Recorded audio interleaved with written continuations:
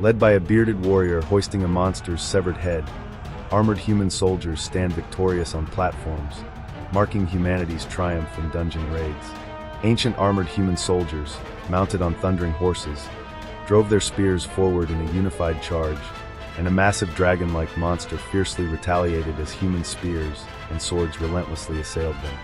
With humanity's surging might, the formidable dungeons themselves began to weaken. However, during a period when countless dungeons were raided and created, there existed exceptions, dungeons that humanity could not raid, and if you think about it, it was an obvious thing. Dungeons, or more accurately called the 7 malevolent dungeons, and these 7 dungeons were temporarily placed on hold by humanity and were considered impossible to clear. However, even among the notorious 7 malevolent dungeons, in the core of the ancient, the most diabolical of them all, there exist many monsters who defend the dungeon, as well as the dungeon's guardians, who protect the 3 different paths. The red path to the left is defended by a homunculus, and her name was Blade Maid Renee. Death Knight Patrick, a formidable skeletal champion, stands resolute, blocking the central blue path. And the path to the right is infested with an unknown number of dark tentacles, a filthy route about which no accurate information has been discovered. And it begins to unveil the identity of the powerful being who reigns over this impenetrable fortress. An ancient monster that appears on the first page of the Empire's mythos, identified by its terrifying power to swallow. Renee's hand rested upon a massive, ornate book, asserting that the terrifying power to swallow was recorded within its ancient pages, as she reminded Lord Swallow that the spread of such texts had significantly increased the number of intruders. However, Swallow stated that dungeons require careful maintenance and not excessive mystery to ensure human intruders continue to come, as they were surrounding themselves in too much mystery, which would deter humans from even considering it. That they were intently studying texts purposefully shared to foster a false sense of knowledge about the complex dungeons, and he reveals that human intruders, drawn like moths to a flame, eagerly consume texts containing more than half false information. Swallow looks pensive, admitting he never imagined the intruders would arrive in such overwhelming numbers. A shadowy, wolf-like creature sits victorious atop a mound of defeated soldiers and debris, with a man in a red shirt visible among the fallen. Swallow pressed for confirmation, wondering if the combined force truly numbered 74. A man surveys the fallen as Swallow confirms the intruder count, explaining that 116 black tentacles melted their gear into uselessness. Swallow continues his explanation of the equipment, noting that the usable pieces are all quite expensive. Holding her massive book, Renee, the white-haired woman, lamented that if she had been in charge, she could have handled the intruders without damaging the valuable goods. The shadowy creature, Swallow, narrowed his glowing yellow eyes in silent contemplation. Swallow, the shadowy creature radiating purple energy, spoke with an air of dismissiveness. A dark, shadowy energy radiates a potent purple glow, surging forth. A massive dark vortex surges with glowing energy, and Renee bows their head as a dark, swirling presence descends. A glowing orange eye, partially obscured by dark hair, flared intensely as dark energy surged around it. Surrounded by dark tendrils, he looked down and assured Renee she would have been able to handle it, as he gently touched Renee's head as she sat. As she chuckled, Patrick was on the other side, and with a slight smile on his face as a massive, dark, armored figure loomed behind him. Patrick confronts the group, demanding whether their gathering is a genuine meeting or just a game. Then, Patrick demanded to know the reason for the duo's palpable excitement. But then Patrick laughs with glee, exclaiming the mood is so sweet it could give him a cavity. He chillingly asserts that not only his teeth but his entire skull will eventually rot away. So he reminded him to use polymorph properly, and he sharply questioned if he had even noticed his 6 fingers while patting Renee. A hand with 6 fingers comes into view as Swallow acknowledges he truly possesses the extra digit. Patrick affirmed it was an improvement from when Swallow once had over 40 teeth as he unleashed an exaggerated, wide smile, sending a shiver of chills down the spine of the small skeletal Patrick perched on his shoulder. The small maid figure, Renee, scolds Patrick, proclaiming his jaw's incessant clacking is far too loud. Patrick watched in silent fury, meeting Renee's irritated glare as a jagged thought consumed his mind, seething with the desire to abandon his burdensome role as her guardian. Clutching the papers in her maid outfit, Renee proclaimed to the assembled figures that she would now address the main points, revealing that humanity had finally begun navigating the correct path. Renee revealed that the defense of the right path had severely injured 116 black tentacles, their forms now strewn across a bloodied surface, and stated that while the black tentacles are in critical condition, a crucial detail remains to be revealed. Sitting with an exaggerated expression and crossed arms, Swallow dismisses Renee's worry, assuring her of the tentacles' potent regeneration and announcing they would oversee them temporarily, ready to appoint a new guardian if their recovery faltered. While speaking with Swallow, Patrick demanded that his boss find 2 new guardians and voiced his desire to quit, but Swallow defiantly dismissed the idea, proclaiming Patrick his slave for life. As they sat at the table, Swallow asserted that humanity would now inevitably navigate only the correct path. Then, Patrick grimly cautioned that humanity could be forming another subjugation party. A pensive Renee revealed that widespread human communication spells had likely broadcast the right path's opening. Swallow slammed his hand to the ground with a forceful impact, seizing everyone's attention as he called for an appropriate counter-strategy and announced a crucial change in their assignments. Swallow asked Renee if she had been guarding the red path until now, then, illustrated by shifting character diagrams, ordered her to take the infected path to the right. Swallow explained to Renee that she must guard the infected path because he expected subjugation parties to swarm in, believing it to be an opening, and Renee enthusiastically assured him she could defend against any number of humans. Swallow acknowledged Renee's defense of the red path, but suddenly assigned Patrick to take over, prompting him to question the reason. Swallow explains that once humans learn Renee is defending the infected path, they will undoubtedly shift their attack to the red path. With their tactical reassignments confirmed by Swallow, Patrick and Renee were set on divergent paths, as the ongoing strategic explanation outlined Patrick's new role in defending the designated path. Swallow declared that their new strategy would defend against 2 attacks, prompting Patrick to question his boss about what they would do if humans dared to take the central blue path. Swallow's face tightened, his eyes flaring with intense light before he paused, lost in silent contemplation. But he declared that any who dared take the central path would face him directly. As Lord Swallow, the massive black monster, engulfs small figures in his mouth, a voice erupts in outrage at the plan while Renee hails it as absolutely perfect. Renee looks down contemplatively, holding papers, as she confirms their most urgent task is complete, and they now only need to handle the sword. Swallow looked up, urgently demanding to know more about the sword, but Patrick explained that the sword was identified as the one wielded by the subjugation party's leader. Faintly glowing atop a mound of defeated foes, Patrick observes the large sword, remarking on its power and the surprising strength of the human intruders. Amidst defeated armored figures, Swallow again demanded to know what sword they were talking about, and Patrick declared to his boss that he must have heard about it before. Patrick lifts an arm, pointing to where something is found. As a large, glowing weapon stood prominently, Patrick revealed it to be one of the 36 virtuous masterpieces, renowned among humans, and the discussion turned to the 14th masterpiece, Tannabella, despite some in the collection not being conventional weapons. Swallow suddenly recalled the 36 masterpieces, believing they had even more stored away, and that these were no mere ordinary masterpieces. Patrick declared that Renee's blade was also among the fabled 36 masterpieces. So Swallow was surprised that the humans by this time were carrying around some pretty good weapons, and Patrick asked what they should do about it, that if they gave it to one of the monsters near the entrance, it would just get taken back, and it would be troublesome for them if the humans got it back. Patrick insisted his boss should take it, prompting Swallow to question why he, a sword user himself, wouldn't simply wield it. Patrick stares, startled, at the sword-like object he now holds, uttering a bewildered cry. Startled, Patrick questioned whether the revelation was truly real, and Swallow confirmed it. Patrick grins with sparkling glee, declaring he has no choice but to follow his boss's commands enthusiastically. As Patrick erupted in laughter, Renee stood beside him with a serious expression. As Swallow lies prone, he commands him to tear up the resignation letter hidden in his ribcage, emphasizing the sword he was given. 3 key figures of the dungeon stand revealed: Renee, a devoted sunflower to Swallow; Patrick, the dungeon's conscience and boss griller extraordinaire; and Swallow, an ancient monster that embodies pure laziness. As 3 figures convened around a table, Renee addressed Lord Swallow directly, inquiring what should be done with their remaining profits. He promptly suggested they continue their established routine with the remaining profits, as he instructed them to use whatever they could and turn anything useless into bait for the next foes.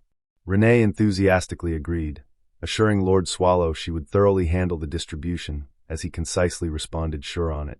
She narrowed her focus, ready to handle the meticulous distribution, and, noting the problem of magic items without monster recipients, suggested selling the mana stones for substantial profit instead. A collection of various enchanted weapons and items, including a staff with a glowing gem, became the clear source for Renee's proposed mana stone profits. He looks up contemplatively, remarking with surprise that it has been a while since such an opportunity arose. But then, Swallow wondered if he should journey to the human village. Upon hearing this, Renee and Patrick reacted in shock, their surprise visible from behind, as Swallow loudly demanded to know why they were so startled. Patrick gently nudged the surprised Renee, proposing she go instead. As a frustrated, partially transformed Lord Swallow sat at the table, Patrick observed him and pointed out his clumsy human transformation because his tail was still showing, prompting Lord Swallow to question the problem. He reacts with visible distress, prompting Patrick to loudly question his sudden turmoil.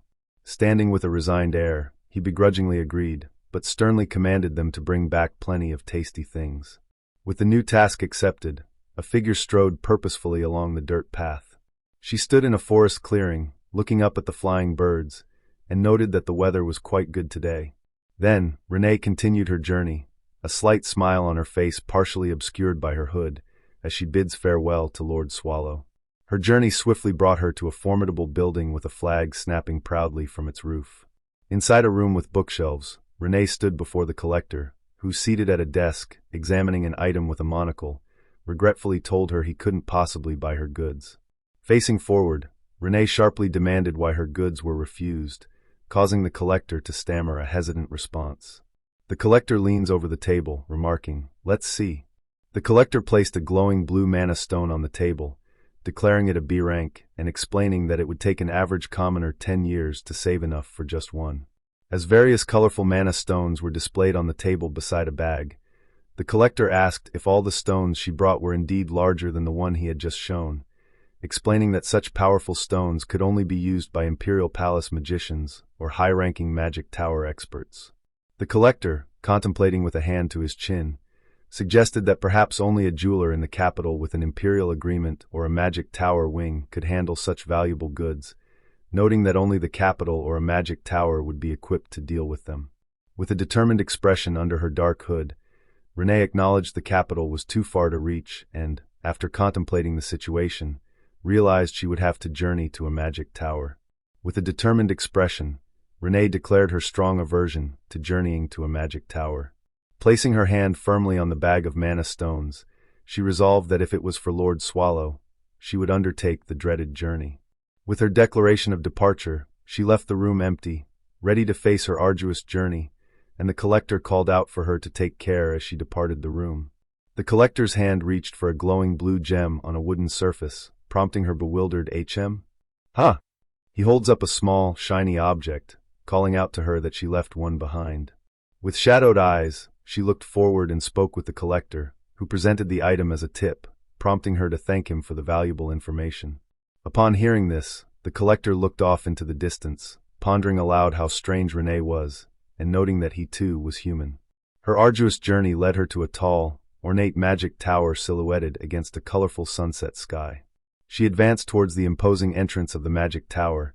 As she pressed onward into the tower, the mage asked if she was selling those mana stones, and better to consult with the guild master, which she coldly agreed.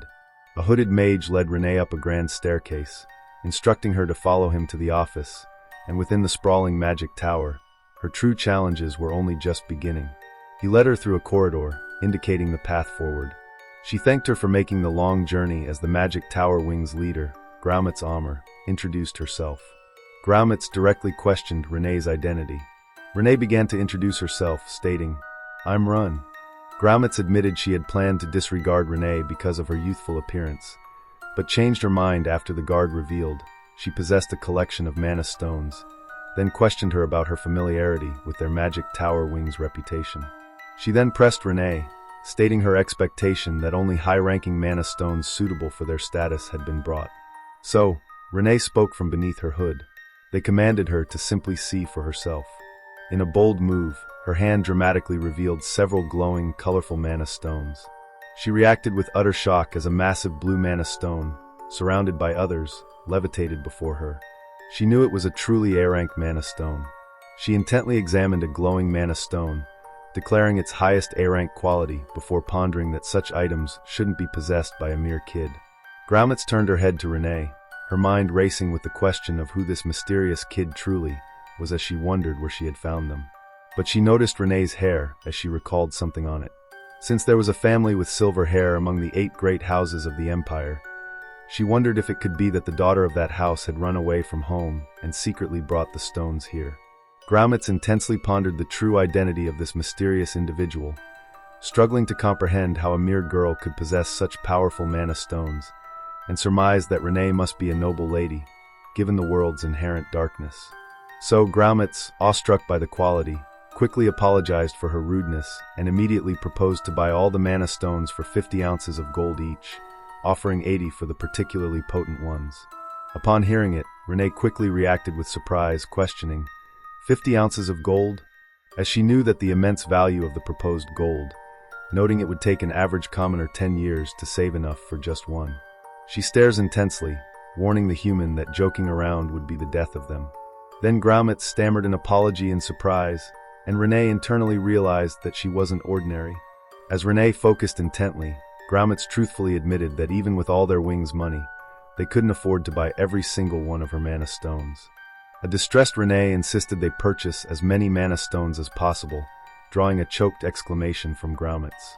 So, Graumitz declared they could offer 2,000 ounces of gold from an overflowing chest, which Renee confirmed was all they possessed, before asking if they could also offer items of immense value in addition to the gold, provided they acquired all of her coveted mana stones.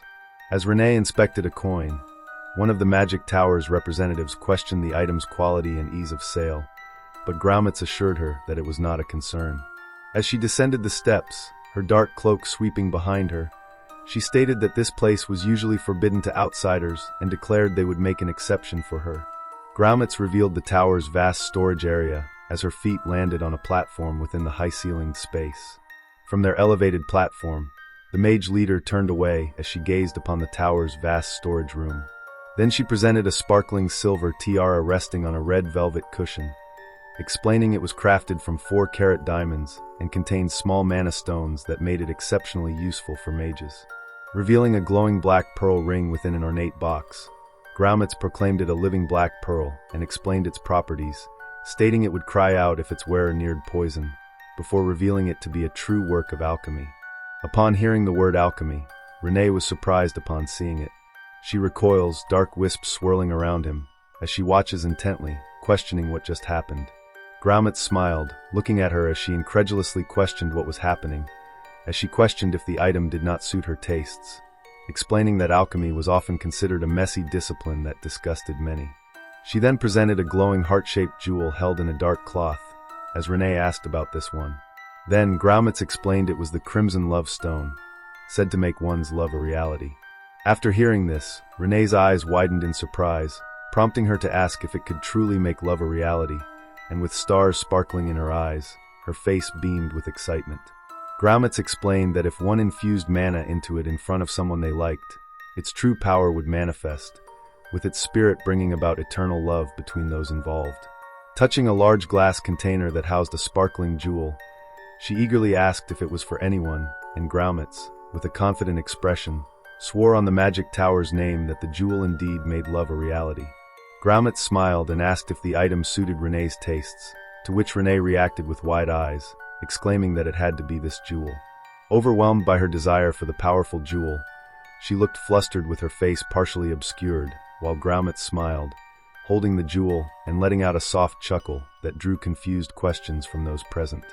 Then, she held the glowing red heart-shaped jewel, explaining that while other items might be debatable, this specific jewel was priceless due to its power to steal even an emperor's heart.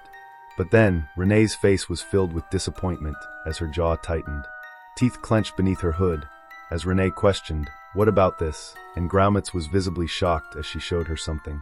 And Graumitz frantically questioned how Renee could possess both the powerful item she just presented, and all the high-ranking mana stones from before. Poised in the dim light, she clutched a formidable dagger and a mysterious charm, as she offered it to her and demanded that Groumets give her that jewel. Soft light bathed the desk adorned with a candle and books as a mage's desperate cry of Guildmaster shattered the quiet. Across the library desk, the mage confronted Groumets, demanding to know why she had given the crystal away, only for her to nonchalantly dismiss his shock.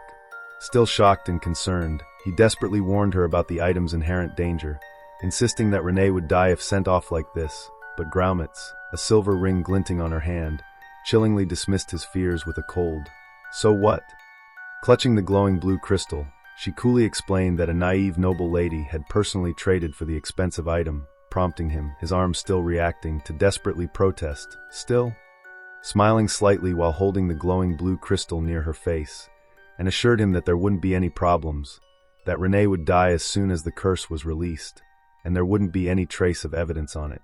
While Renee looked directly forward, blushing slightly, as the mage didn't know her but he felt pity for her. One of the 7 malevolent dungeons, Chait Castle. Elizabeth, a silhouetted figure in dark armor with claw-like hands, stood against a dark background as she told Roni that her ends were dying. As she started to trim Roni's hair. With a disorienting flash, the scene rapidly shifted. Renee sat before a mirror as Elizabeth gently combed her hair from behind, apologizing for her unannounced arrival, while Renee expressed her deep indebtedness for the constant assistance, only for Elizabeth to dismiss her gratitude, insisting that neighbors simply looked out for each other, adding that she loved seeing Renee's adorable self. As hearts float around them, she affectionately styles Renee's hair, declaring that she's so pretty she'll look good no matter what, while Renee silently accepts her praise. With her hand resting on the comb atop the vanity, she envied homunculi in such moments, then held Renee's face, admiring her reflection in the mirror as she mused that such a pretty face would never age. Renee's green eyes and part of her face were visible as she commented on her youthful appearance and paler skin compared to her own. Standing in a room with a large mirror and a container filled with skulls and blood, she sarcastically accepted the flattery, questioning if they truly knew how many beauty products and blood she needed daily. Standing on a tiled floor, Renee hesitantly called out to Miss Bathory and asked how she thinks Renee looks right now. Renee smiled and blushed, surrounded by sparkling effects, as Elizabeth declared her the most beautiful girl she had seen lately. Her hand, complete with long, sharp red fingernails, underscored her firm assurance. Embracing Renee and caressing her face, Elizabeth confidently declared that no one would be able to reject her now, concluding with a low chuckle. As Elizabeth looked at Renee's reflection in the mirror, she then playfully inquired who she was getting so dolled up for. She angled her body towards Renee, playfully demanding to know if she was about to confess her love. Clutching a glowing pink crystal, Elizabeth held Renee from behind, forcefully demanding she confess. As she excitedly proclaimed her definite intention to confess, Elizabeth stood wide-eyed and nervous, remaining completely silent. Her face twisting in extreme shock and panic, Elizabeth exclaimed that she was merely joking, then urgently demanded to know to whom Renee was planning to confess her love. Smiling happily with heart-shaped pupils, Renee proclaimed her love for Lord Swallow. She looked distressed, with sweat dripping down her face against a dark, swirling background, as she remained utterly speechless and bewildered by the revelation. Elizabeth's face twisted in disbelief, questioning if Renee's confession was a ridiculous joke made with a straight face, or if it stemmed from her nature as a homunculus. Clutching a pencil with fierce resolve, she vehemently affirmed her intention to confess to Lord Swallow, no jest. A frustrated Elizabeth questioned what Renee even liked about Lord Swallow, claiming she could barely find anything attractive about him. Renee enthusiastically declared her admiration for Lord Swallow's immense power, as he appeared in a radiant form, prompting an exasperated Elizabeth to reluctantly concede that he was indeed the strongest being. She vehemently countered that all his immense power was completely negated by his laziness, her emphatic complaint echoing in a dark, speckled void. Renee smiled happily, recalling Swallow appearing beside her, conceding his laziness and large build, noting that he ate like a glutton, slept all day, snored, was tactless, and had recently grown fatter. With fangs bared, she exasperatedly uttered, "Goodness." Elizabeth stood defiantly, demanding from the off-panel Renee if she truly liked Lord Swallow despite all his frustrating flaws. Her gaze hardened in defiance as she affirmed, "Yes." Looking down with a sad expression, she unequivocally stated her strong feelings for him. As the two women spoke, Elizabeth conceded, expressing hope it would work out, though Renee insisted she deserved far better. She smiled suggestively, telling Renee to just come to her if he rejected her. With a slight blush, she looked down and offered her thanks to Miss Bathory, as she promised that she would succeed. Meanwhile, at the Imperial Capital Liaise, inside the Dungeon Subjugation Coalition, a framed portrait of hero Bern Hishtoltz, his face largely obscured by shadow, marked the presence of the now annihilated subjugation party. With their back to the viewer, a lone figure stood before a large, broken wooden structure in a vast, dimly lit space. Then an old man quickly reacted as he demanded to know what nonsense this was, shouting in disbelief as he demanded to know if they hadn't said the hero's party easily defeated the Guardian. From behind his desk, another man furiously demanded how they could be so certain of the hero's party's annihilation when their bodies hadn't even been discovered, as the mysterious figure observed another individual pointing. And the man agreed as he asserted that Sir Bern would never fall to the likes of monsters. With two shadowy hands manifesting above the table, Kalen, seated with his head bowed, contradicted someone who asserted they were all mistaken, and that the ancient's dungeon core was neither vast nor complex. A man in blue armor, holding a sword amid glowing purple wisps, mused that it had already been 2 days since they last heard from him, concluding that Bern was most likely dead. As Bern chin subtly moved, as he demanded to know what had become of Bern's sword, one of the 36 virtuous masterpieces. Speaking directly, the man revealed that their communication magic had been cut off the moment they reached the core of the ancient's heart, as he explained that retrieving the 14th virtuous masterpiece, Tanabella, would be impossible unless they could return to that area, to which Bern, looking down with clasped hands, grimly responded that he understood. The distressed man vehemently rejected the notion, as the other man tried to talk. But the other man forcefully cut him off, declaring they could not enter the dungeon since even Bern's subjugation team had failed to conquer it, insisting it would be best to abandon their efforts now to prevent further loss of life. The man with the pointed beard spoke passionately, raising his hands as he vehemently rejected giving up, asserting that if Sir Bern truly fought the boss monster, it must be gravely injured, and the man with the light brown beard spoke, asserting that they were indeed speaking of the hero Sir Bern. The man animatedly insisted their foes must be licking their wounds and the dungeon reorganizing, as the other man urged them to gather all forces to put an end to this before then. The man clutched his head in distress, as they were already losing one of the imperial family's precious heroes and virtuous masterpieces, and even if the second team fails, heads will be sent flying for sure. And if they just sit still, the imperial family would be furious and point their blade at them. But what if Bern wasn't able to gravely wound the ancient boss monster in the core of Ancient? He wondered if the subjugation team was unable to impact the dungeon at all. The man despairs, thinking that no matter how many times they try to challenge it, conquering the dungeon, core of the Ancient, would be impossible. After hearing it, the men went silent as they didn't know how to respond to that. As a man stepped forward, he curiously questioned his reasoning. He boldly asserted that he believed the dungeon could be easily conquered. The room went silent upon hearing his questions. With his distinctive robe turned away, the man reeled in surprise, demanding to know why the Imperial Magic Research Association had arrived. The man named the third eye demanded if they were perhaps unaware whose orders they followed, as Graumitz smiled, flanked by two hooded figures. It was the Imperial Magic Research Association. The old man was sweating as he couldn't believe that the Imperial family was already starting to interfere. Third Eye stood over the distressed men, declaring that their presence meant he would pay for his sins. Third Eye's face contorted in anger and determination, scorned them, stating their unparalleled stupidity was responsible for the honored hero's death, as he scorned them for throwing one of His Imperial Majesty's precious, virtuous masterpieces into the enemy's den, finding their actions unbelievable. Third Eye placed a hand on the distressed male's shoulder, rhetorically questioning who would coordinate the Empire's countless subjugation teams if he were to eliminate everyone there. Third Eye leaned in behind the man with a sinister smile, revealing His Majesty's proposal for them to live if they raided the core of the Ancient once more. With fear and worry in his eyes, the man despaired, questioning how they could succeed where even Sir Bern had failed. He grinned, a sinister smile spreading across his face. With his arms outstretched, Third Eye dramatically declared, "Nifrim." Third Eye declared they would use Nifrim, prompting the man and another figure to react with surprise, questioning if they truly heard him say the name. The man immediately expressed his concern and questioned whether Nifrim was not a hybrid with many issues. Third Eye asserts that Nifrim is unquestionably successful, leaving the man in shock. He made a forceful gesture as he abruptly posed a new question. He continued his rhetorical questioning, demanding why Bern Hishtaltz and his team would have been unable to survive the core of the Ancient. Third Eye pressed his rhetorical questions, demanding whether Bern's failure was due to weakness or recklessness. And as the man collapsed under the weight of his words, he continued his interrogation, demanding the true cause. As he continued his relentless interrogation, Third Eye sat upon the table, gesturing emphatically while the mage listened intently from his chair. Third Eye declared there was something Sir Bern and his team lacked, with a sword hilt and belt prominently displayed.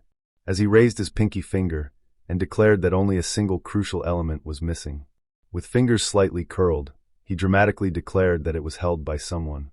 As he departed through the brightly lit archway, Third Eye definitively uttered Nifrim. A blonde woman with blue eyes leaned against a wall, looking over her shoulder, as he assured them that the raid was successful this time. Meanwhile, Swallow just woke up with his mouth wide as he yawned and quickly stood up. Distressed, Swallow felt an ominous premonition wash over him and declared that a big storm was coming. But then, Swallow sneezed so hard that the impact scattered debris, prompting him to wonder if he was coming down with the flu. Amidst the darkness, Swallow lets out a desperate cry, dreading that humans might crash in at any moment and realizing that delaying the patrol any longer would only earn Patrick's scolding. Above the dark backdrop, he voiced his deep dread, admitting that even a mere skeleton could terrify him, while Patrick as he was starting to panic. As he remained on the ground, Swallow muttered his disbelief that a mere skeleton could provoke such fear, eliciting a scoff from the armored skeletal figure. As Swallow rose from the desolate ground, he let out an arg, as he declared he would no longer be bothered. His expression sharpened as he revealed that the humans had entered through the sewer pathway this time, prompting him to contemplate venturing there himself. Having ventured into the sewer pathway, he now stood at the core, surrounded by the ancient guardian's 16 tentacles. Massive, dark, organic plant-like structures pulsed with an eerie purple glow as he uttered a hesitant, Sitting pensive among the dark, Swallow realized with regret that he couldn't help right now and simply had to wait. The environment shifted to a sparse, dark blue expanse framed by Anthropophago, the fifth room administrator, signaling the next phase of his perilous journey. Amidst it, he let out an oof, glancing to the side in deep thought as he recalled that anthropophagi could regenerate on their own as long as their core body remained intact and they had adequate nutrients. Within the dark organic structures, a red glowing core pulsed, and with Swallow partially visible, he confirmed that the core body was alive and would recover on its own without his intervention.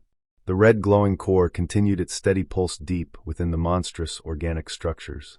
Rising among the structures with his decision seemingly made, he said, "Well then," before launching himself away from the sprawling organic forms.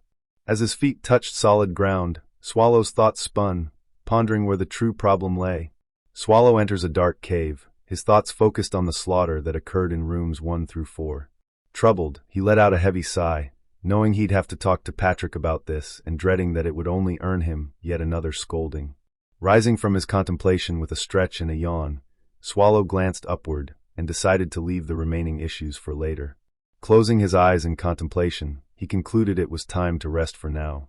Pointing to his chin as he contemplated a layout diagram, he realized he had only explored the sewer pathway and room 5, yet continued sifting through his thoughts and concluded that the results so far were excellent.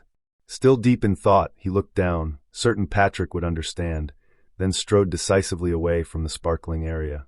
As Swallow's patrol ended, he smirked, thinking he was finally done. A sharp, metallic projectile had struck a dark, had landed on a rocky surface. Amidst dark, shadowy tendrils, he instinctively turns his head back, silently sensing an unseen presence. A pair of feet stood on the rocky surface as an ominous black and red power hovered above.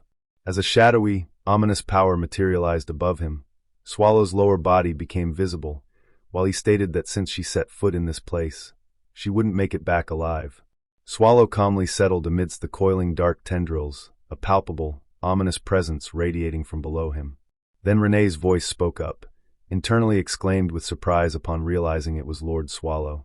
Startled, Renee floated and quickly cried out an apology, explaining that she had mistaken him for another cunning human. Swallow, annoyed, confronted a small and hesitant Renee, realizing it was she who had been responsible. Swallow looked surprised but calmly stated it was fine, and he had only been a little surprised. As he was sweating intense, he quickly shifted the topic. Renee now stood elegantly in a frilly white and pink dress, prompting Swallow to stammer as he questioned her, demanding to know if she had actually dressed up. Overjoyed, she dramatically exclaimed her gladness that Lord Swallow had indeed noticed her new outfit. She eagerly pressed him for his opinion on her appearance, and he stammered through his struggle to compliment her, saying she looked like she was dressed for a special occasion, all while wondering if Renee had shed her maid uniform because she intended to submit her resignation to Patrick. With a confident gesture, she emphatically confirmed her attire was indeed for a special occasion. He remained fraught with tension, his concern unwavering. As he maintained his tense expression, she then asked if he would spare some time for her. He plastered on a wide, slightly unnerving smile in response to her request. Leading him into a vast, dimly lit chamber adorned with tall, glowing pillars and a small table set for two, she welcomed Lord Swallow and declared this was Renee's secret spot. Looking towards the table, Renee told him to take a seat, offering to bring tea, as the small and Swallow in the distance internally pleaded for her not to resign. Pouring tea into a white cup, Renee confided that this location was once her secret. Renee smiles, declaring their shared secret spot as Swallow looks at her, holding a teacup, and awkwardly agrees. As Swallow's hand and teacup remain visible, she blushes while holding a small rectangular object, adding, "And." He anxiously drank his tea, his thoughts a desperate chorus of, "And? Please don't resign. Please don't resign." She broke the tension by declaring that it had been 80 years since Lord Swallow had taken her in, and he looked surprised across the table as she asked if he remembered. As his face reflected in the cup he held, Swallow quickly stammered out that he remembered, of course. That even years ago, over 1,000 dungeons met their downfall under the dungeon subjugation craze, and thousands upon thousands of humans entered the core of the ancient. It was when Renee earned her alias and started growing in status. Then Swallow agreed, stating that she'd been through a lot as he asked if her right I was doing better now. While on his thought, he was relieved that Renee didn't resign. Her attention fixed, Renee affirmed that he had indeed remembered her eyes. Swallow affirmed that he had always remembered, and Renee joyfully declared she was happy to have protected him all this time, before adding that it was now time to speak of herself. With a shocked expression and wide eyes, sweat breaking out on him, he instantly and distressingly challenged her, demanding what she meant by was happy, in the past tense, and wondering if her words were truly a farewell. Renee turned away from him, calling out to Lord Swallow as he frantically begged her not to resign. As the scene shimmered with light, Renee's simple declaration cut through the tension. She liked him. Utterly confused and distressed by her sudden confession, he could only manage a bewildered "you." "Huh?" With an unwavering gaze, she reiterated her confession, declaring once more, "I like you, Lord Swallow." Smiling with a light blush and clasping hands, Renee declared she had been waiting 80 years for this very moment. Flustered and now sporting a tail and ears at the table, Swallow stammered, Hey now, Renee, let's?" While she shyly gazed at him. Her hand gently settled on his neck, leaving him utterly surprised. Renee embraced him as he leaned on her shoulder, thanking him for telling her he liked her. With a serious expression, he countered that they were always on the cusp of life and death, as she looked down sadly, declaring that they didn't know when they would get hurt or die. A steaming cup of tea sat on the dark table surface, marking the pause after her earnest question about living their lives in solitude. Clenching the fabric of her dress, Renee declared that she had known it would come to this and admitted she was pushing it on him. As they sat across the table, looking down, she confessed that her burden was simply too heavy for her to carry alone forever. She looked over her shoulder with a worried expression, utterly dreading the thought of Lord Swallow rejecting her confession and turning his back. Distressed and clenching her hands, she clutched a glowing heart-shaped crystal and exclaimed that it was terrifying, then fiercely declared her absolute desire to be loved by Lord Swallow, no matter the cost. Emitting energy, she lunged towards him, emphatically stressing her point. With an angry and determined expression, she looked downwards, fiercely proclaiming that Renee herself would stoop to this level. She yells at him, prompting him to raise his hands defensively and implore her to calm down for a second. Smiling unsettlingly, she held out the glowing heart-shaped crystal, declaring that with it, her wish would be fulfilled, Lord Swallow. A sudden exclamation erupted from him. "Hey, that's?" With intense yellow eyes, he instructed her to just imbue her mana there, and then, following his instruction, her power manifested as abstract, dark, wispy shapes against the dark. As more abstract, dark shapes of power shifted around them, he questioned her with a terse, "Did you?" As a teacup and spilled liquid lay on the floor surrounded by shifting dark energy, he asked if she had just done that. He now commands her to try, as the abstract dark energy continues to swirl around a central void. As yellow eyes and sharp teeth emerged from the swirling dark energy, he urgently questioned if she intended to kill him. As the dark power solidified, she stood before a looming, jagged-toothed silhouette. Surprised, Renee exclaimed, "OH," as her hand seemed to be gripped by a dark, emerging force. The red, heart-shaped gem shatters into pieces with a sudden, forceful impact. A tear began to form in her green eye. With tears in her eyes and a distressed expression, she looked up at the looming dark, Swallow, crying out in confusion. Swallow looked down at her now empty hands, bewildered, and questioned what had happened. The shattered gem's aftermath brought a dark, ominous atmosphere, with red light and powerful sound effects erupting from below. Patrick, a grinning skeleton, looks up at a clear sky and sings his boss's praises, calling him the absolute best. As Patrick stared at that, he was driving away not only the humans but now even Renee, as Patrick sprinted away from the scene. Patrick's jaw moved erratically, unable to click shut as he expressed astonishment at his boss's unbiased attacks that didn't even spare Renee from wrath, as Swallow tried to explain. Patrick interrupted him, asking what he was just mumbling, and Swallow stated that it was nothing. As Patrick watches, Swallow first asks him for help with a problem, then immediately challenges why they are even being consulted about an issue they created themselves, as Swallow hunches nearby. He held a glowing pink crystal in his hand, cautiously acknowledging, "Still, well." Patrick stood illuminated by a glowing light against a dark blue background as Swallow argued that their boss wasn't entirely to blame, as he held the jewel in his hand. From an abstract, undefined space, Patrick sharply pointed out that everything done to him was, in fact, entirely the other's fault.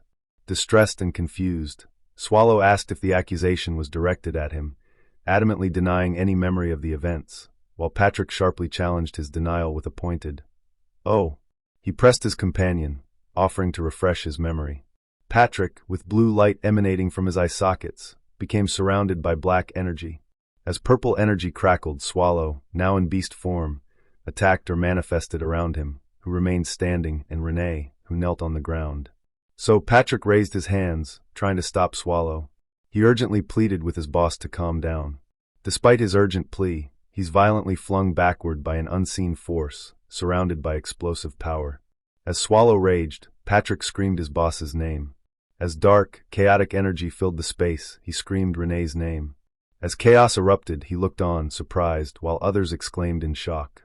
Amidst the chaos, Renee crouches on the ground, holding a large, glowing pink crystal as she desperately demands to know what she had just done.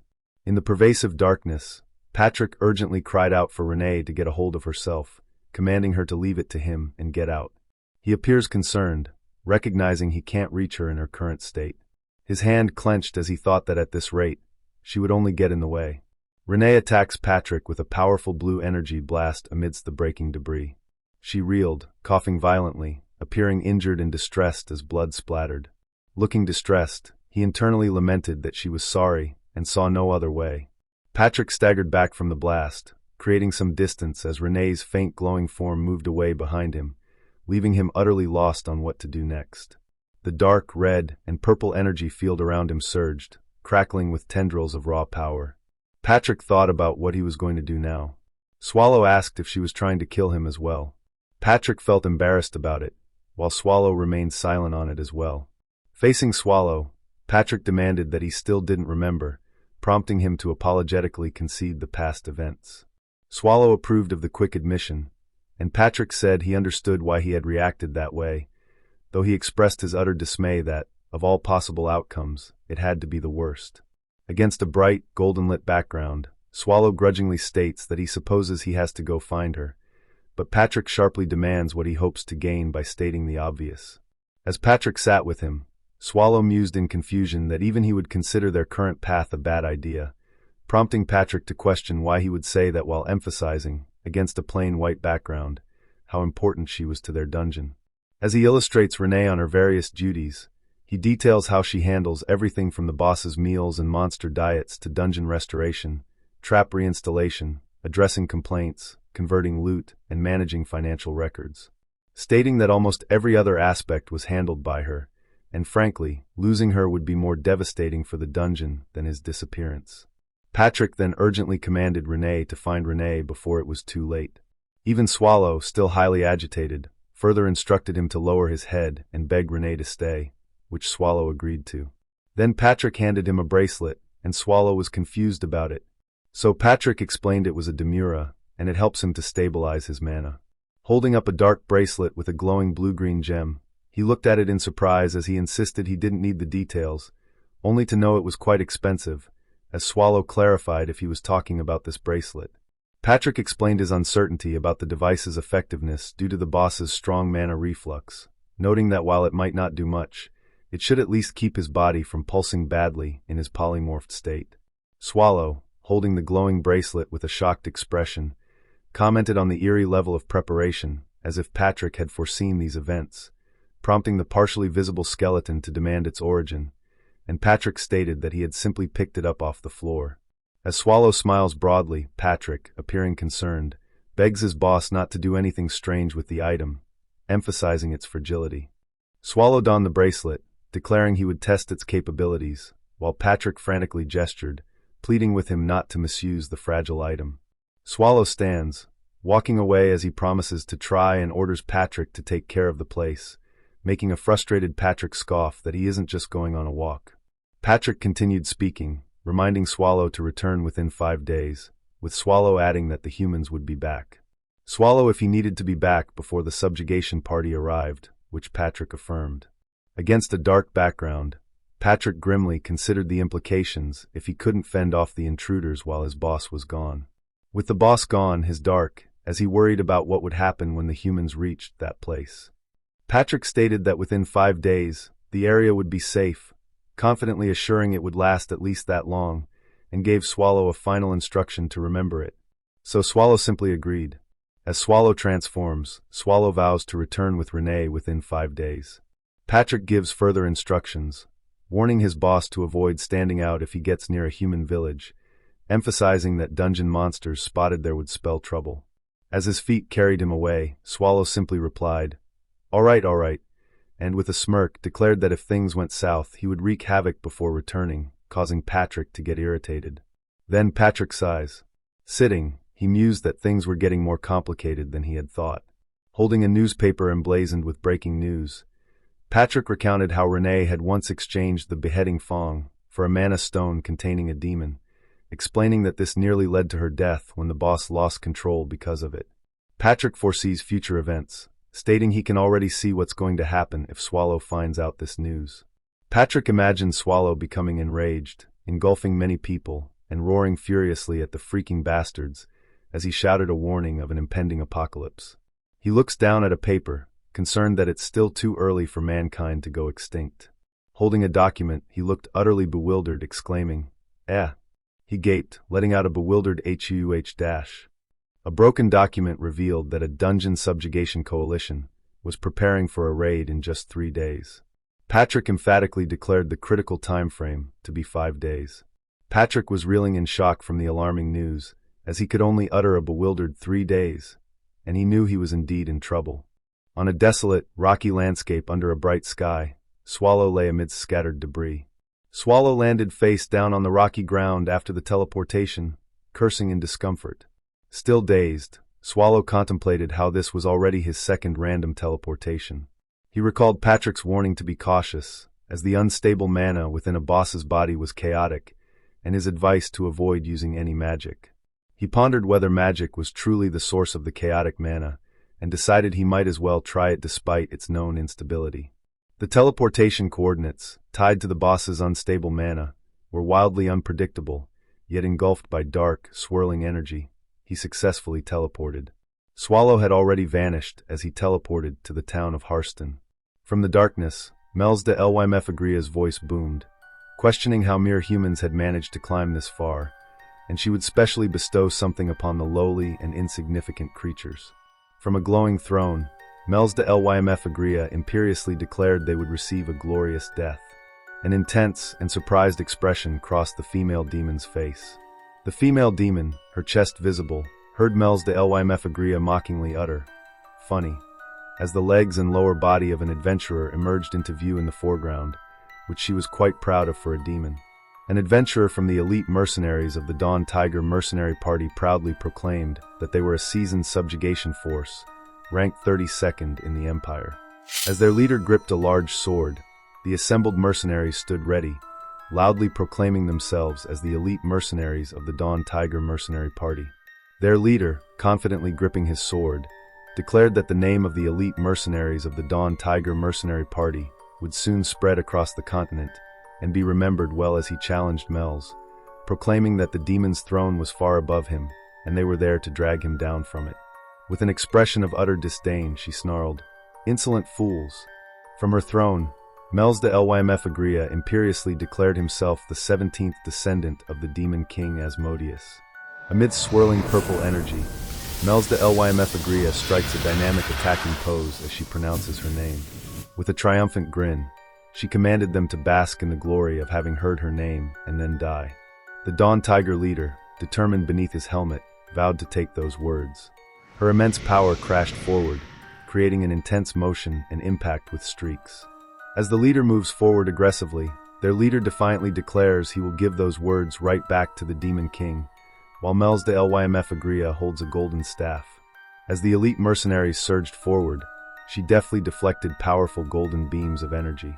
Amidst the fierce clash of powers, a man in a bandana reacted with sudden surprise. A hooded mercenary from the Dawn Tiger party gestured, promising their leader he would handle support. Angrily preparing to unleash an attack, Mels scornfully declared the humans puny and ignorant of their true standing. Unleashing a massive burst of power, Mels envisioned all her foes burning and vanishing as her destructive wave of purple energy spread, striking a man from the mercenaries who cried out in pain and fell, while another woman braced herself with a sword and shield. He reacted with frustration as he held his sword amidst the surging purple power. Amidst the surging purple energy, he was suddenly pushed back by an unseen force. Then a massive explosion occurred, as one of the Dawn Tiger's members was thrown by it. Surprise flashed across the mercenary leader's face as ice particles appeared, making him question the unexpected phenomenon. The mercenary leader crumpled to the ground, looking up in disbelief, as he wondered if she cast another spell. Large, glowing blue crystal shards suddenly emerged, escalating the chaotic magical battle, as she raised her arm and cast a powerful ice spell. Plunging downwards at high speed, leaving a bright trail, the leader of the Dawn Tiger mercenary party defiantly challenged, "Did you think I'd just let you?" He lands forcefully, creating a shockwave and sending debris flying, grunting "Hup" with the impact. As the leader of the Dawn Tiger mercenary party readies their assault amidst surging energy and ice-like shards, he roars.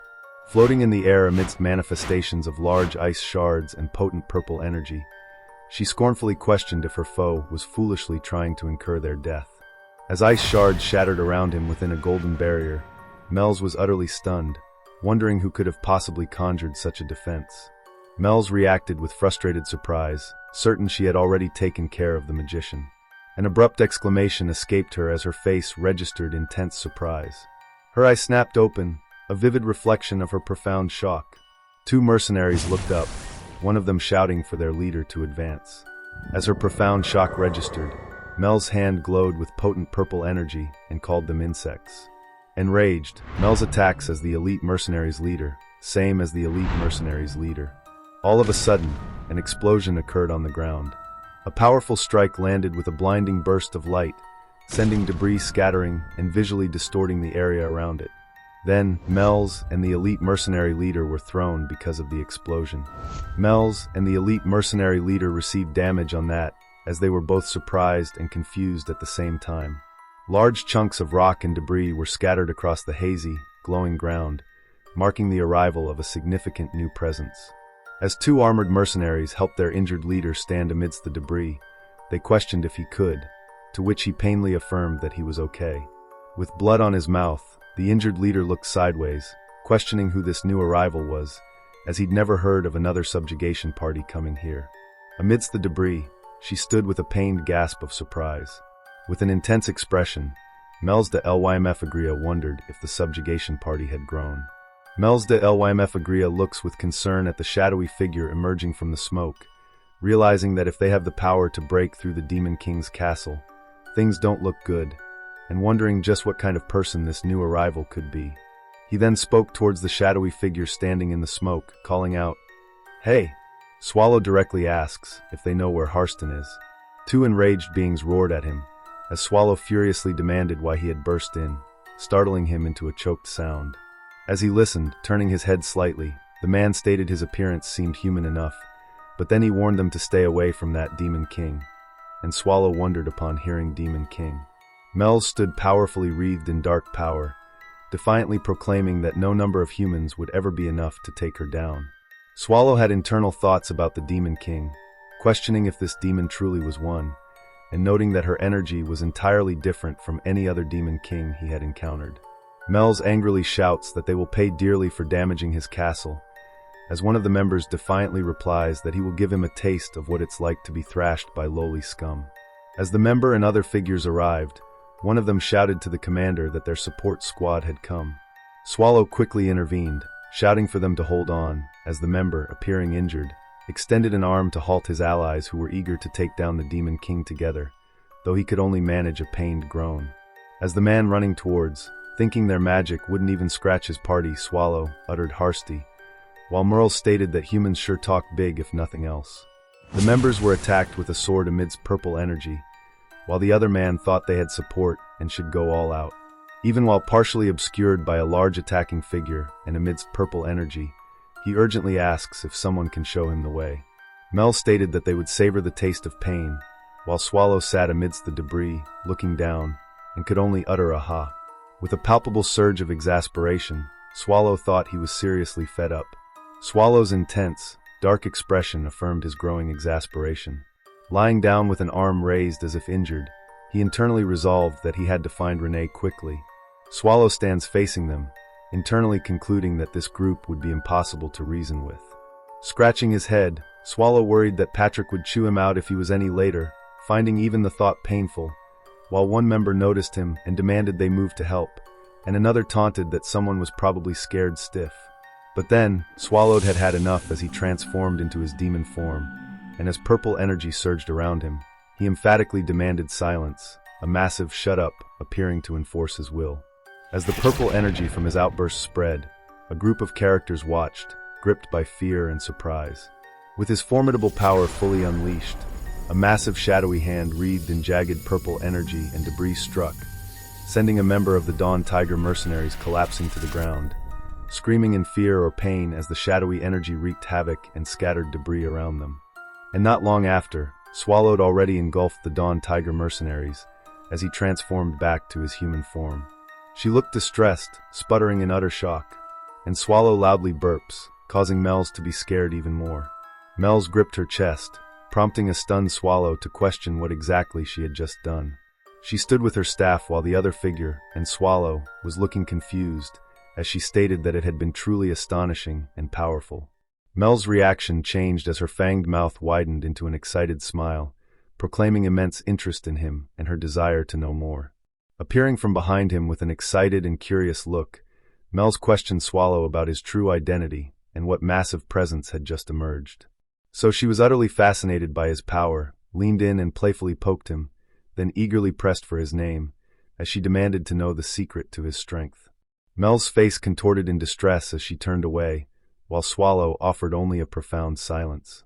A grand, purple-lit hall with arches was now visible, and from off-panel, Mel's voice echoed as she apologized, clearing her throat. Mels dramatically announced, "Allow me to introduce myself."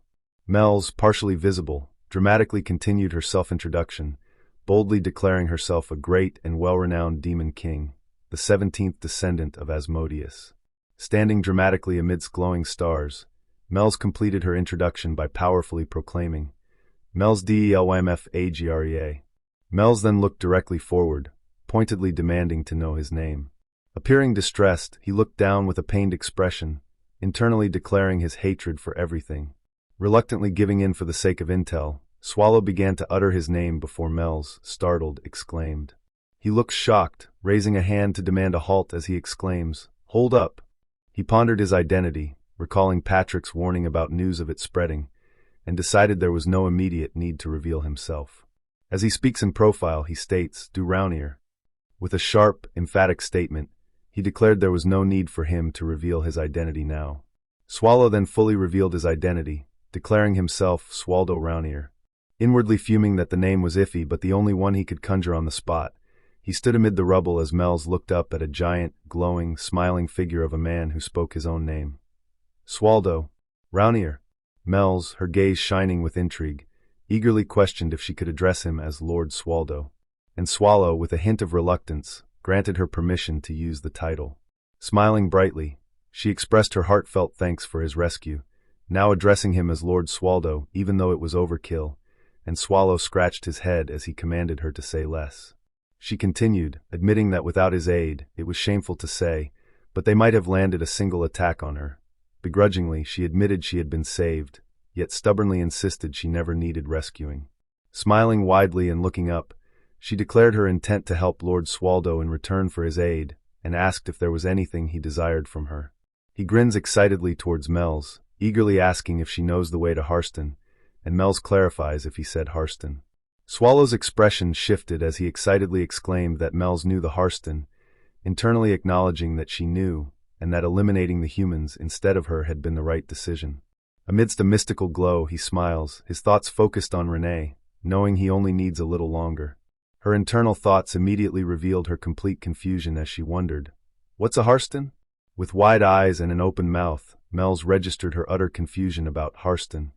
He looked straight ahead, a grimacing, faded version of himself mirroring his silent reaction to her utter confusion. Standing as a silhouette, a chilling realization dawned on him that Mels had no clue what Harsten was or how to get there, leaving him utterly baffled. His disbelief mounting, he internally questioned if he had truly just sought information from the one person utterly clueless about Harsten's very concept. He then changed his approach, asking her where the nearest human village was from their location, prompting her to thoughtfully consider. A human village? She replied thoughtfully, looking away, that as far as she knew, a city called Liège was the closest human village. He reacted with surprise, covering part of his face, as he exclaimed, "Liège?" He wondered if a human carriage journey from Harsten to Liège would take 2 months, as the map showed the trek from Harsten to Mel's Demon King Castle was indeed a grueling 2-month journey. Mels looked down at Lord Swaldo, who lay collapsed on the ground, asking what had happened and if something was the matter. He responded that he had overshot it by a mile, which prompted her to question his meaning, and she understood that Swallow wanted to go somewhere far away, as she suggested an alternative, explaining they could use a teleportation hub, causing him to wonder what that was. An intricate, glowing blue and gold mechanical device was revealed as Mels explained it was an invention crafted by humans using both magic and alchemy, and it apparently contained technology capable of forcibly transferring someone through space. Swallow demanded to know where the device was, and Mels responded by asking if he intended to go to the teleportation hub, as she confirmed the teleportation hub was located in Liège. The imperial capital Liège, a city of multi-story buildings and grand stairs, stretched out under a cloudy sky. As he looked up, questioning if this was central Liège, she enthusiastically confirmed it was indeed the prime location for gathering information, as Mels agreed, as she stated that it was a better place for collecting information. As Swallow, seen from the side, considered, he had to gather information in Liège about Renee because he didn't know if she had gone to Harsten. Mels. With her back to him, Mels confirmed his search was for a woman with silver hair.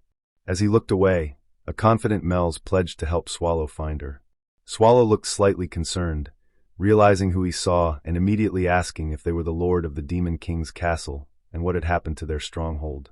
With a confident smile revealing small fangs, she asked if he was worrying about her, quickly reassuring him there was no need for concern. Mels addressed Swallow, asserting herself as a demon king born to rule and dismissing the castle's significance, grandly declaring that wherever she stood was a demonic land and the demons beside her were her soldiers. Swallow, surprised by her declaration, questioned if it was truly a demon king's power that allowed her to summon demons at will, to which Mels, with a confident air, affirmed it was, despite never having attempted it herself.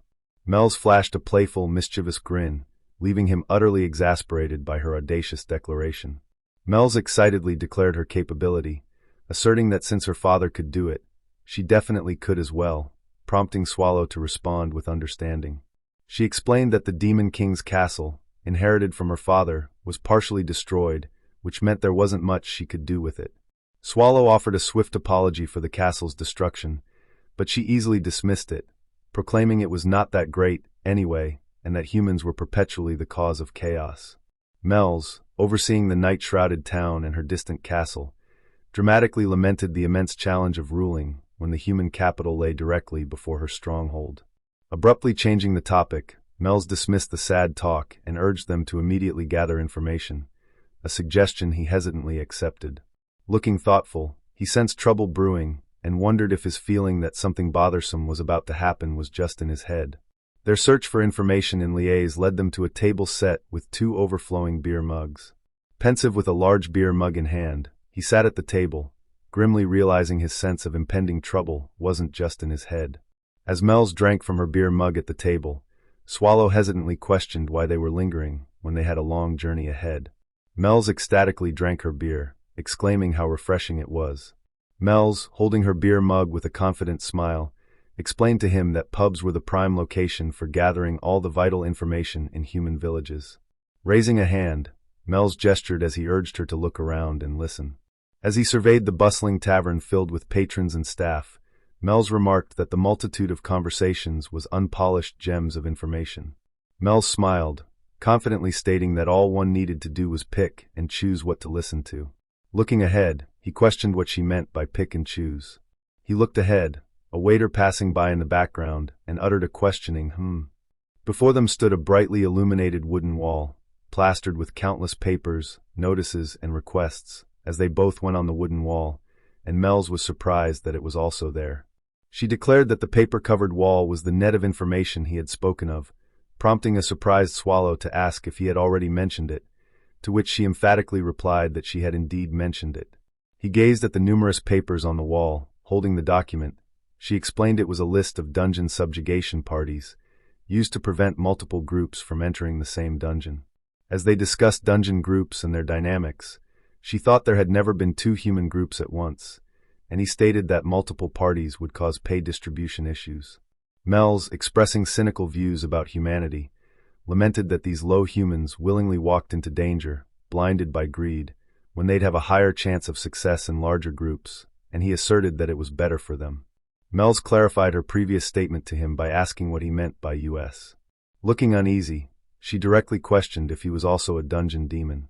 Mels, looking forward, expressed her surprise, wondering how he, a dungeon demon, could walk freely outside when she was the lord of the Demon King's castle, and Swallow quickly declared that he was too lazy to explain, finding the matter too complicated, and urged Mels to simply let it slide. Standing side by side, Mels asserted that Swallow held many secrets, prompting him to declare he wouldn't press further, trusting he had his reasons. Then he noticed something that widened his eyes. A wooden board, plastered with countless papers and notes, caused him to wonder, since it was his dungeon. He points to a document on the board, recognizing it as his dungeon, and feeling a surge of relief that the subjugation list is empty, surely giving him more time. As Swallow desperately tried to conceal the document, Mels furiously tried to peek at it, demanding to know its contents and accusing him of being petty and trying to show off his height. Swallow finally relented, offering the document to her, which she received with a surprised and excited gasp. She explained the document to her, revealing it was a raid advertisement for the 7 malevolent dungeons core of the Ancient. With wide eyes and an open-mouthed smile, Swallow asked if she knew the core of the Ancient, immediately affirming that she knew all about it too. As Mels animatedly explained how the 7 malevolent dungeons combined all strengths, even drawing admiration from humans, a skeptical Swallow questioned if she was even permitted to take the document. Standing on a stool and triumphantly holding up the document, Mels exclaimed with radiant excitement that it was what every demon strove for. With the ancient document prominently displayed, she emphatically declared that among the 7 malevolent dungeons, the core of the Ancient reigned as the strongest. Mels continued her grand declaration, asserting that its ruler was the Lord of all creation, as a dark, abstract visual with flowing lines and a faint, powerful silhouette manifested. As a sparse, dark, and white abstract form with black ink trails lingered, she asserted he was known as the Demon King. As a dark, abstract figure appeared, she explained that it was God's guardian, who punishes those consumed by fear and stands as the zenith of all core monsters. Mels looked up excitedly at the glowing energy, thinking Lord Swallow, as he stared stunned. As he held his moo, G looking annoyed, making him wonder if he was closer to a landlord than a ruler, one always struggling with evil residents.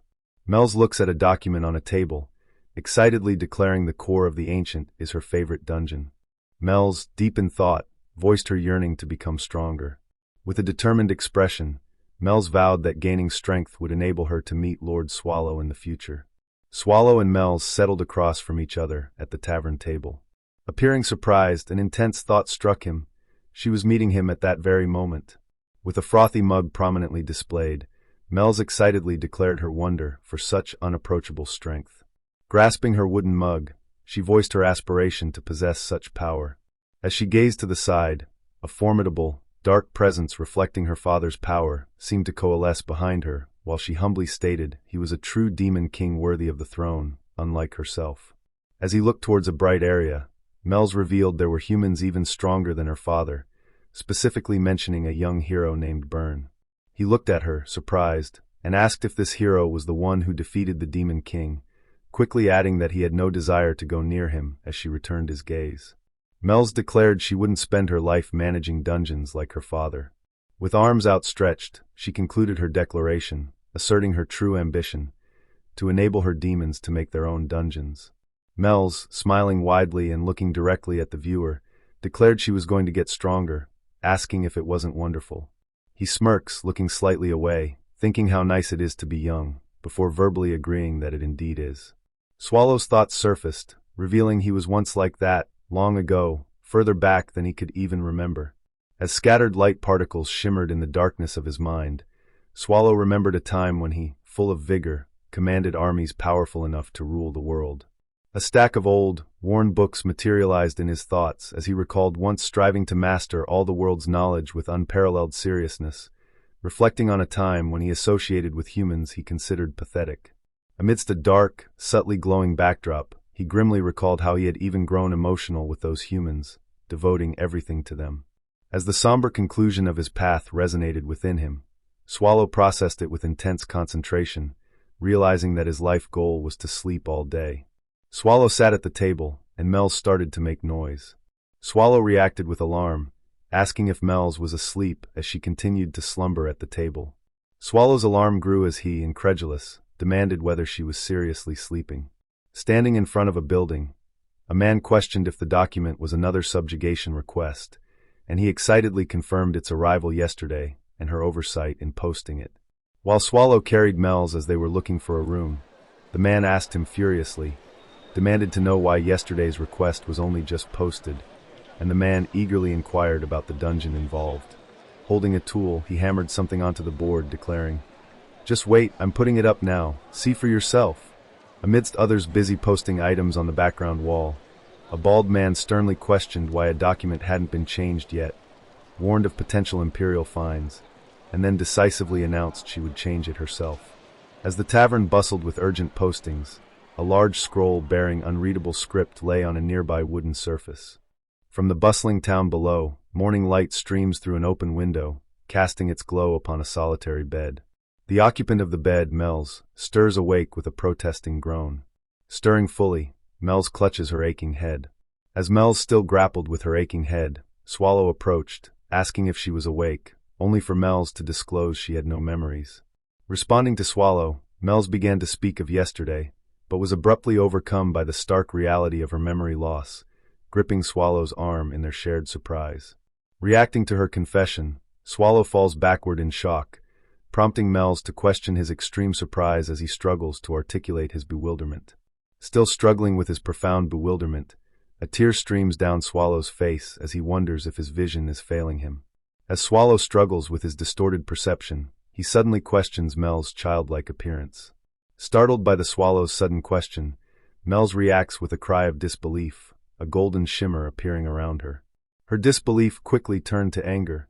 Mels vehemently protested being called a little kid. Further enraged by the swallow's persistent inquiries, Mels violently strikes him, eliciting a pained cry as he muses about her sudden rejuvenation. Mels continues her furious assault, lashing out at the swallow for his perplexing youthful transformation, while he winces in agony. Amidst his pain, Mels clarifies he hasn't de-aged, prompting Mels to curiously question his agony. Mels relentlessly continued her assault, demanding an explanation from the hunched-over swallow, who could only beg her to stop. Ignoring his pleas, Mels smirks, asserting her prior form was a version 2 meant to command respect from lesser humans. Building on her previous statement, Mels declares her current innocent guise is actually version 1. Processing Mel's perplexing revelation, Swallow attempts to confirm if her childlike appearance is her true form, only to stumble over his own words in profound confusion. As Swallow grapples with her baffling revelation, Mels, noticing his distressed expression, playfully questions if he ate a secret snack, prompting a brief, frustrated retort. Ignoring his frustration, Mels, still in her innocent guise, exasperatedly clarifies that transformation magic fundamentally projects the user's future form. Still in her innocent guise, Mels gleefully confirms to Swallow that her adult form will manifest as her impressive version 2. Kneeling beside Mels, Swallow, still grappling with her revelation, could only offer a resigned acknowledgement. Mels aggressively drives her point home by striking Swallow's head, demanding his full understanding, to which he can only offer a pained agreement. Seizing Swallow by the collar, Mels berates him for his lack of spirit, then offhandedly remarks about needing new clothes. Still enraged by his perceived disrespect, Mels furiously demands that Swallow cease treating her like a child and warns him of consequences, eliciting only a weary concession. Following the intense exchange, the adventure now carries us to the Harsten earldom. The Harsten earldom welcomes them with the sight of a magnificent multi-story manor, its golden gates gleaming under the bright sky. As they approached, the hooves of their mounts kicked up dust on the road. Upon their arrival at the manor, a knight steps forward, raising an arm to loudly address Earl Harsten. His eyes glowing darkly, the hooded knight screams, demanding that the gates open to welcome the subjugation party. Further, the hooded knight loudly declares their origin from Liège and their mission to suppress the ancient core. Identified as Liège's subjugation party, the white-cloaked riders bearing red banners advanced under the bright sky. Hooves and boots churned dust from the ground as they pressed forward. From within the manor, a voice queries who dispatched these official papers.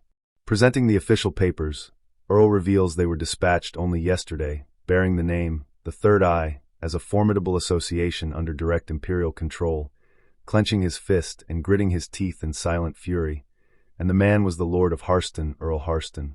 His ringed hand clenching, Earl seethes at the infuriating rule that B-rank dungeons demand the territorial lord's permission.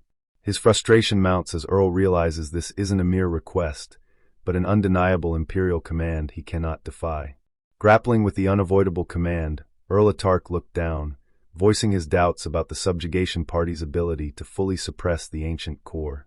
Still grappling with his concerns, Earl conferred with his assistant in the grand room, who offered no immediate reply. Earl asked if she thinks about it as well, as the subjugation party aiming for the core of the ancient was weak, and the subjugation party leader, Nifrim, he'd never heard of them before, as he was confused about what the Third Eye was thinking.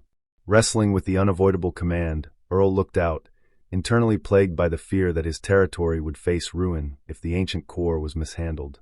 Grappling with his doubts, Earl contemplated summoning a more powerful subjugation party for the ancient core. Considering this, the distressed Earl sought a truly trustworthy subjugation party. Then his assistant called him out and stated that he might find the answer closer than he thought.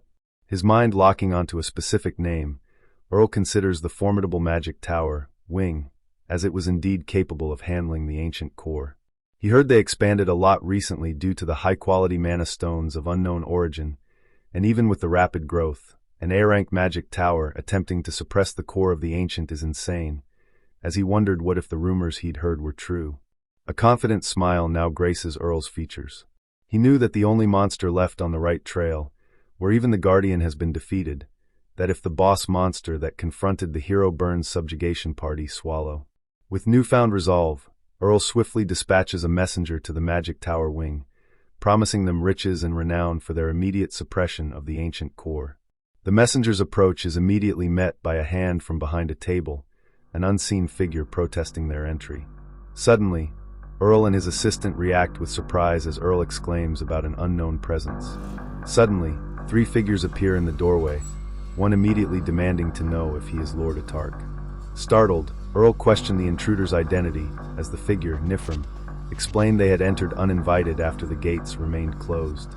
Confronting Nifrim, Earl aggressively questioned his presence without prior notification, and he clarified whether he hadn't received the imperial family's official papers. As Nifrim's eyes blazed, they vehemently challenged any reason for their exclusion. Earl paused in thought, dismissing a notion as he registered a startling bloodthirst from one so unexpectedly young. Interrupting Nifrim's challenging stance, a green-haired woman behind her animatedly urged her to be more welcoming, then demanded tea, snacks, and chocolates while the assistant stood by. Responding to the brazen demand, the assistant nods as Nifrim, clenching her hand, sternly orders their immediate preparation. Then, Earl asked why they came looking for him, and Nifrim asked what he meant, as he confidently stated that they came to crush the core of the ancient. A slight smile forming, Earl acknowledged their incredible swiftness, noting that the imperial papers had only just arrived, then immediately pressed to know when they would depart. With a stern gaze, Nifrim informed Earl that an unforeseen complication had delayed their planned departure until the following day. Looking concerned and visibly sweating, Earl pressed them, asking if tomorrow wasn't too soon for such an important task, and whether they should fully recover first, while offering full accommodation and amenities for their comfort.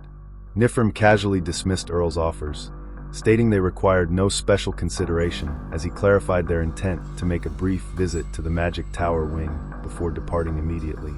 So Earl asked why they had to go to Wing, and if he had an acquaintance there, but Nifrim confidently denied as they had a courteous reason. Nifrim smiled creepily as he stated that he would kill them all. Earl struggles to comprehend their sudden intentions. Nifrim then brazenly admitted to effortlessly eavesdropping on Earl's conversation through magic, finding the earldom's security surprisingly flimsy. Following their admission of eavesdropping, one of the figures brazenly revealed they had overheard Earl's intent to entrust the subjugation to the Magic Tower, leaving him in stunned silence. Leaning forward with a smirk, Nifrim boldly questioned if Earl expected them to abandon their subjugation objective so easily, as he suggested eliminating anyone who would prove a hindrance. Fixing an intense gaze on Earl, Nifrim questioned whether this situation wasn't also to his advantage, and stated that, whether it was them or Wing, they would undertake the ancient core's subjugation. Under Nifrim's unwavering gaze, Earl conceded his error and offered a swift apology, agreeing not to seek other aid and permitting them to commence the raid at their discretion. Having secured Earl's reluctant consent, Nifrim picked a cookie and subtly acknowledged their dominance. Then Nifrim voiced their delight at Earl's unwilling compliance. Within the desolate, shadowy realm, Patrick wields his blade, clashing with his statue as he knew it was almost time. The piercing blue gaze of Patrick emerges from the darkness as he declares their readiness for the impending arrival. Amidst a bustling European-style town, Swallow and Mels stand side by side. As Swallow observes his bustling surroundings alongside another man, a strange sense of familiarity washes over him. Mel's voice rang out, urgently declaring to Sir Swald that their objective had to be in that precise location as they began stepping into the bright passage. Stepping into the bright passage, Swallow immediately asks the nearby guards for directions to the teleportation hub, and the nearby guard informs him that the teleportation hub still lies a considerable distance ahead. Reacting to the guard's words, Swallow was in disbelief at the extended journey still ahead. Then he clarified, explaining that their current location was only the entrance. The guard further detailed the arduous journey, explaining the hub was in a distant castle beyond 3 more formidable castle walls. Reacting to the guard's arduous description, Swallow presses for the true duration of their journey. The knight reveals the journey would take a full week on foot, prompting Swallow's stunned outcry. Swallow's stunned outcry persisted, struggling to comprehend the knight's revelation of a full week's journey. The daunting week-long trek left both Swallow and Mels aghast, prompting the knight to ask if something was amiss. Frustrated by the revelation, Swallow vehemently declared the week-long trek unacceptable, voicing his concern that the prolonged journey would make finding Renee impossible and might cause Patrick to run away. Amid Swallow's despair, Mel suddenly suggested using flying magic to bypass the arduous trek, but Swallow firmly rejected the idea.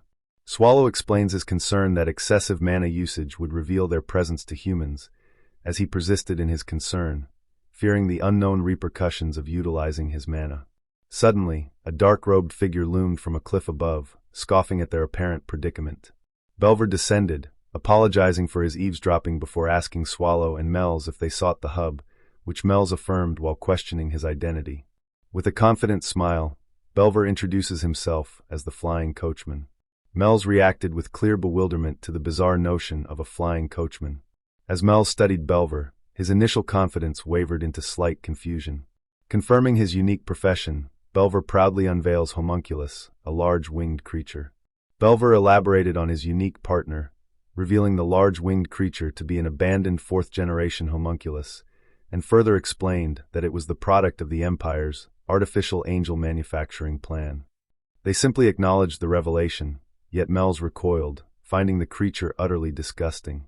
Belver, holding the homunculus, praised its strength, obedience, and aerial capabilities, clarifying that it was ultimately abandoned because it failed its primary objective of bringing about the Church's collapse. Reacting to Belver's revelation, Mels asked if human experimentation with homunculi had ended. However, Swallow immediately countered. Belver asserted that the Empire would never abandon such a formidable power, as he revealed persistent rumors of homunculi being mass-produced on a large scale, prompting him to question the extent of such an operation. Swallow's inquiry into homunculi incubation techniques prompts Belver to reveal it's a 150-year-old method, stirring Yunche's reflections on the extensive time since Renee's creation.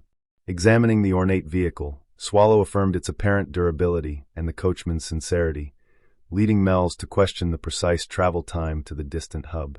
As Swallow affirmed the vehicle's durability, the winged creature commended his discerning perception. Bervin then confirmed the trip's duration, stating the flight and subsequent inspection would combine for a total of 4 hours. With the travel time confirmed, Swallow promptly inquired about the cost, prompting the coachman to gesture a precise fee, and Bervin explicitly names his price for their passage, 8 ounces of gold. The hefty 8-ounce gold fee stuns both Swallow and Mels, as he quickly calculates it to be 100 times more than their previous night's lodging. Stunned by the hefty price, Mels apologized for their lack of funds, a sentiment Swallow quickly seconded. However, a coin clinks onto the ground. As the coin clinked onto the ground, Swallow's hand paused mid-air, his gaze snapping off panel in bewildered surprise. Amidst Swallow's bewilderment, a sparkling message from Patrick materialized as Patrick stated that one day he would thank him, and a substantial pile of gold coins materialized on a pristine white cloth. So they descended from the bright sky, appearing between the towering buildings. Mels, clutching a stack of banknotes, immediately questioned the source of such an immense sum. Swallow, reclining casually, dismisses the question by explaining the vast sum was secretly provided by a dungeon associate before yawning with disinterest. Soaring high in a winged carriage, Mels casually pondered if he was a monster from a dungeon, as she questioned how they were able to move around so freely. As Swallow lay deep in thought, he mused aloud about whether claiming he was kicked out was a suitable response. From within the winged carriage, Mels, observing the outside, inquired if his associate had likewise been cast out, and he affirmed that his associate had faced a comparable circumstance. Looking out the carriage window, Mels confessed his envy for Swallow's enduring loyalty to his associate, as she voiced her longing for a similarly devoted companion. Still gazing out, Mels voiced her desire for a life mirroring Swallow. As Mels continued to gaze out, she elaborated on her yearning for a life where he had someone to care for him. As Mels continued gazing out, he spoke of his yearning for a life where he had someone to care for and who would care for him in return, and Mels beamed, realizing how wonderful such a devoted life would be. As Mels lay, contemplating his newfound ideal, Swallow simply acknowledged her words.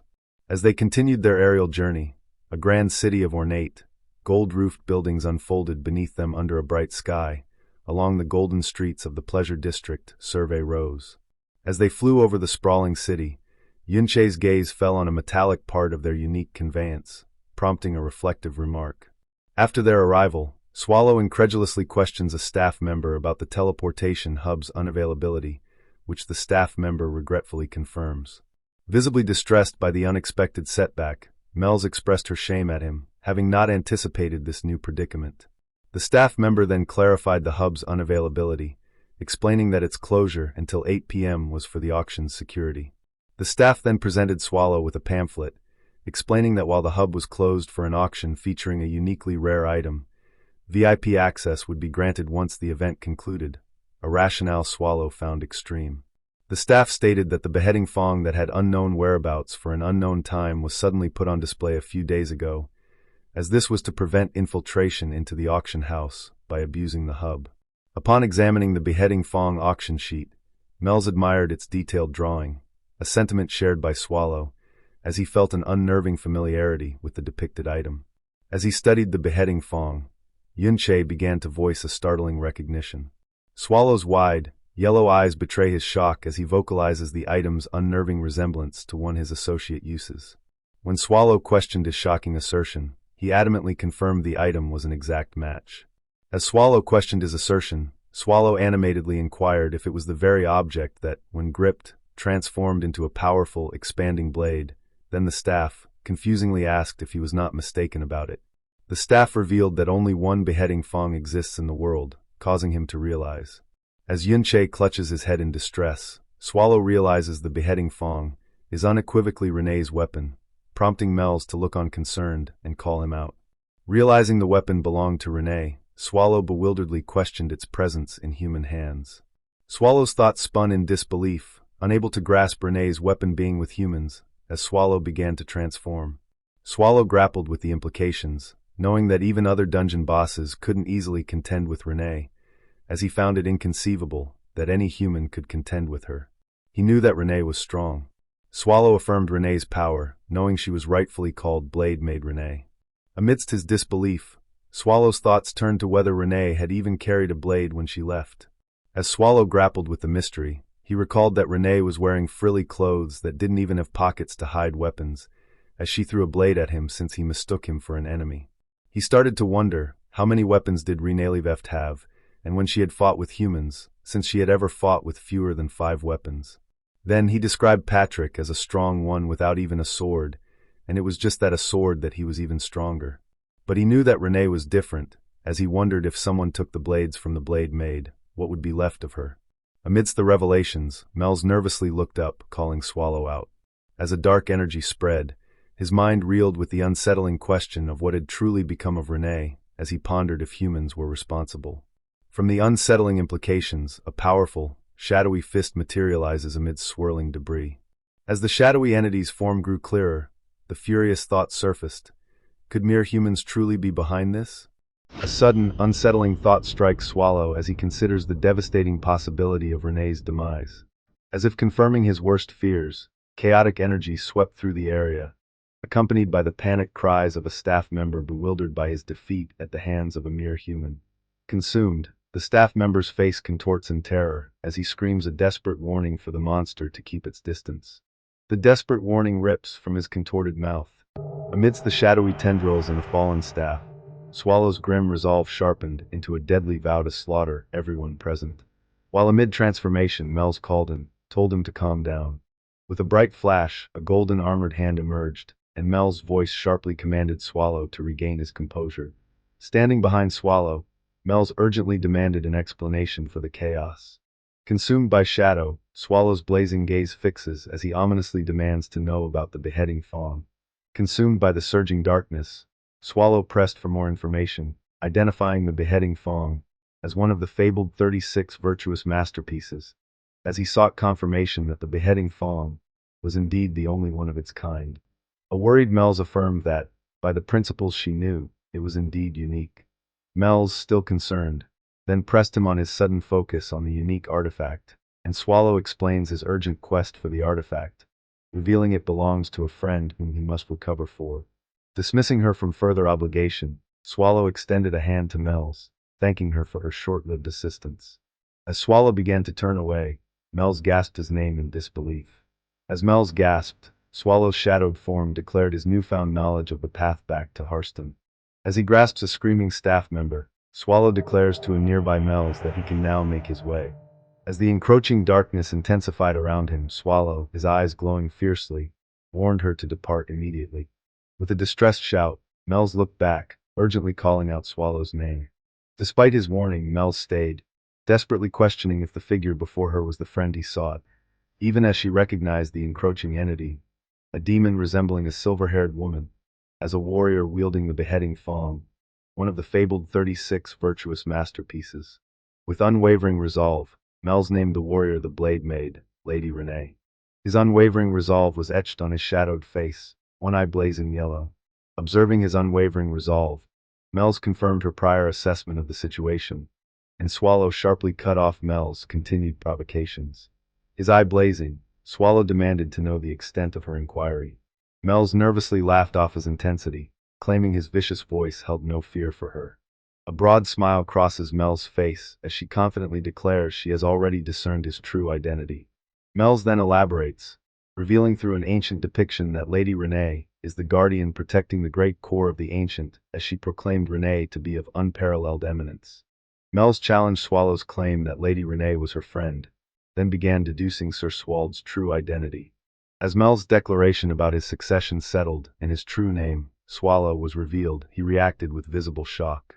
Swallow affirmed his identity, declaring himself to be Swallow's. Mels laughs triumphantly, exclaiming her absolute conviction in his true nature. As Mel's triumphant declaration settled, Swallow fell silent, lost in thought. Mels triumphantly laughed at Swallow's shocked expression, asserting her supreme deduction skills. Mels, not finished with her pronouncements, continued to address Swallow. Pressing her advantage, Mels revealed she could sense the dangerous thoughts in his mind and firmly declared her intent to help him, leaving no room for refusal. Despite Mel's declarations, Swallow looked away with a hint of annoyance, noting her claim of being almost as powerful as the Demon King, and clearly put off, questioned the simplicity of her deductions. Despite his skepticism, Mels merely smiled and proclaimed that logic alone did not determine a Demon King's ascension, boldly declaring that a Demon King dictates logic itself. Swallow, visibly exasperated, declares her statement an overreach, causing Mels to react with delight at his expression. As Swallow's eyes glowed with surprise, Mels proclaimed this was indeed the Sir Swald she recognized. Mels then animatedly described Swallow's frightening demeanor and the unusual tendrils that had manifested from his form. Smiling brightly, Mels expresses her relief that he is back to his normal self and confidently offers her unwavering assistance from now on. Mels sternly warned him never to use that particular tone with him again, demanding her promise. The day of the auction front entrance, and people had gathered. Meanwhile, at the building's back entrance, a lone guard observes the complete absence of anyone, despite his expectations. The guard, reflecting on the pointlessness of his vigil, is startled by an unseen presence, prompting a cautious greeting that quickly turns to surprise. The startled guard then found Mels, accompanied by Swallow, requesting entry to the auction through his secluded rear entrance. Convinced, the startled guard enthusiastically agreed to their request, eagerly ushering them forward and calmly demanding their identification. Responding to the knight's query, Mels confidently introduced herself as Mels of House Agria and Swallow, with her attendant Swald. Following Mel's introduction, the guard halted them, requesting a moment to verify something. However, the guard then revealed that Mels was not on the guest list, visibly surprising Swallow. Reacting to the unexpected exclusion, Mels expressed her surprise, then immediately questioned Swallow if he happened to possess the necessary invitation. Swallow responded with visible shock to the query about an invitation, leaving the guard in a state of bewilderment. Cutting off the guard, who was about to reveal that no invitations were ever issued, Swallow surprisingly declared he possessed the very one. With a forceful punch, Swallow commanded their departure. With a confident smirk and a clenched fist, Swallow's declaration seemingly secured their exit. Having secured their passage, Swallow found themselves on a floating structure, where he questioned her choice of attire, prompting her to tease whether he feared her charm. Continuing their banter, Swallow advised Mels to dress more her age, a suggestion she vehemently rejected. Dismissing her protests, Swallow urged them onward, prompting Mels to furiously demand he retract his words. Meanwhile, at the Chait Castle, elsewhere, a distressed Renee lay in bed, her thoughts urgently commanding a return to the core of the ancient. A vast forest burned fiercely, its skeletal trees silhouetted against a sky ablaze at the Grapenia forest. A voice could be heard as it was apologizing to Granny, as it never thought humans would do such a bold thing. Even so, the witch questioned if the forest, despite the devastation, could truly recover swiftly. Raising a hand, The witch then justified her actions, claiming she had simply returned their favor. Her defiant justification was underscored by the stark image of her glowing eyes, sharp teeth, and blood-stained, clawed hands. Amidst the burning aftermath of the witch's fury, Swallow consulted a map, realizing the forest had been an ancient core's natural fortress, while contemplating the importance of impressing Grapnea. Amidst the bloody aftermath, Swallow stood over the deceased, pondering whether all responsible for the fire had been eliminated, while considering that Grapnea's wrath would now gradually subside. However, Swallow inwardly questioned what action he should now take, as he looked at the cage and thought that it wasn't related to this case. It turns out it was Renee, and Swallow thought that she was a homunculus or a non-human creature made human. Swallow wondered if he should kill her as well, since he didn't want any witnesses to be left. Swallow abruptly declared that these were the master's final words, granting her the freedom to depart. Renee is visibly stunned by the sudden grant of her freedom. After granting Renee her freedom, Swallow privately considered a desire to act on impulse. Despite his earlier offer of freedom, Swallow, now confined behind bars, clarifies that he won't assist Renee in leaving their current predicament. From his shadowy confinement, Swallow grimly asserted that Renee's choice was merely where she would meet her death. Faced with Swallow's chilling ultimatum, Renee sits, contemplating her fate. As Renee contemplated her fate, Swallow, from his shadowy confines, ominously revealed that her master had sought a maid named Lello, further asserting that, as the sole maid present, she was undoubtedly the one his master had been looking for.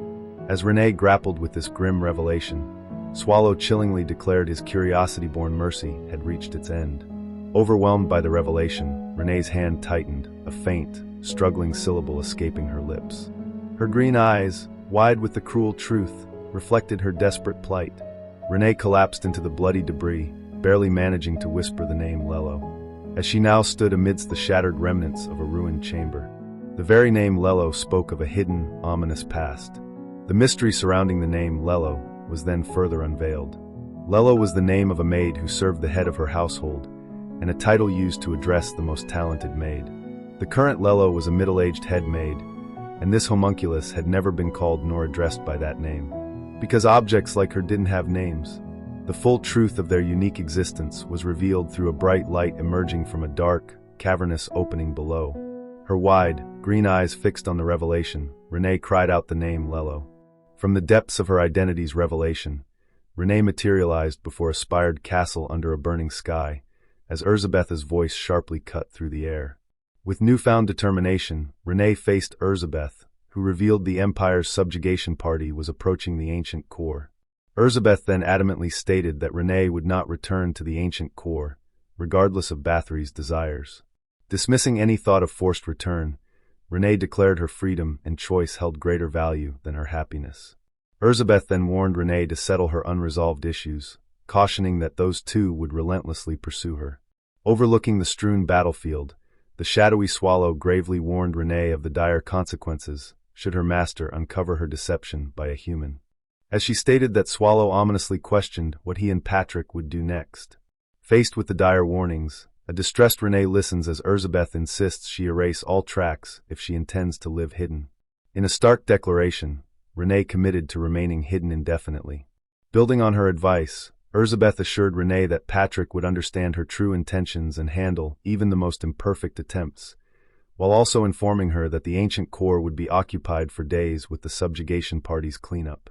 As Renee grew contemplative, Elizabeth pressed her to make any life-altering commitment without delay, and she paused in deep thought. As Renee remained in deep thought, an unseen hand clasped hers, and Elizabeth sharply uttered the name Bathory. As they gazed towards the vibrant sky, Elizabeth declared Renee would depart to seek a distant respite. Elizabeth, red eyes glowing from beneath her dark hood, abruptly voiced concern over Renee's blurring vision, questioning her ability to journey alone. Despite Elizabeth's concern for her journey, Renee firmly insisted she was fine, thanked Bathory, and asked where her blade was.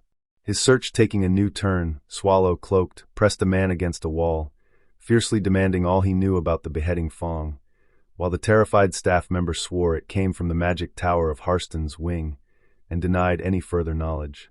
As the information settled and realized that the true source was Harsten, Swallow sought to confirm the details regarding the magic tower of Harsten's wing. Having confirmed the details, Swallow declared he would spare the man's life in gratitude for the truth and the staff member, who groaned in pain on the ground. Having secured the information and spared the staff member, leaving the man prone as Mels watched on. The staff member, left injured, inwardly curses his assailants, frustrated by the near-fatal encounter and his targeting as a mere guard. Addressing the staff member's unvoiced frustration, Swallow assured him of his innocence. Swallow then asked what they called it when someone stepped into their territory, and as he looked up at the shadowy figure looming over him, the terrified man fearfully demanded to know if it was a monster. His fear was confirmed as the shadowy entity's upper body became clear, marked by multiple glowing yellow eyes. The shadowy entity fully revealed its monstrous visage, a wide, menacing grin showing sharp teeth and multiple eyes, and stated that they were using fancy words like a raid of subjugation. His monstrous visage fully revealed, the staff member collapses, cowering in terror, as he asked if he felt sorry for the monsters they killed, and if they did anything wrong to get killed at all. With the monster's ominous presence fully dominating, a stark message appeared, accompanied by a powerful, resonating sound. Swallow stated that it was the same for him, too, and described him as his enemy, as that was the reason why he was doing this.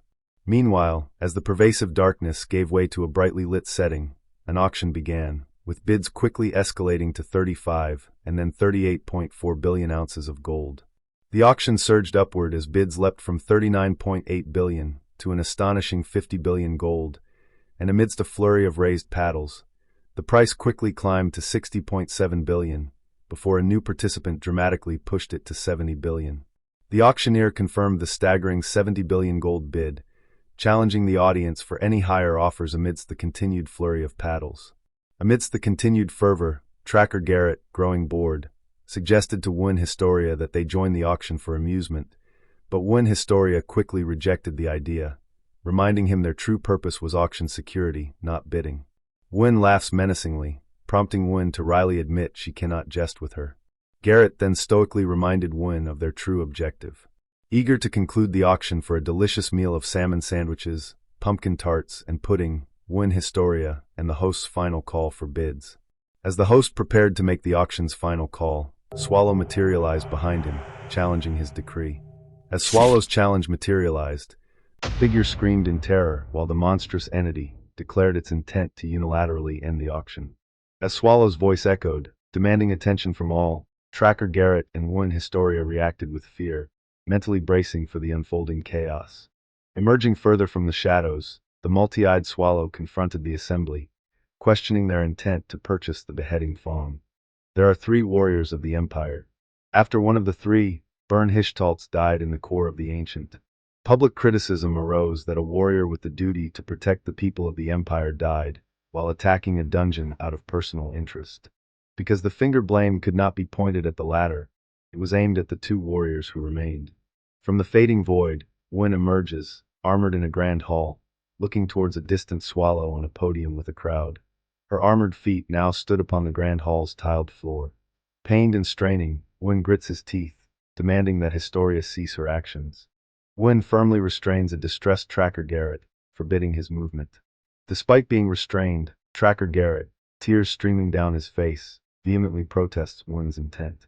Swallow looks upon Bitter, hunched with a massive tentacle, and they jointly declare its profound danger.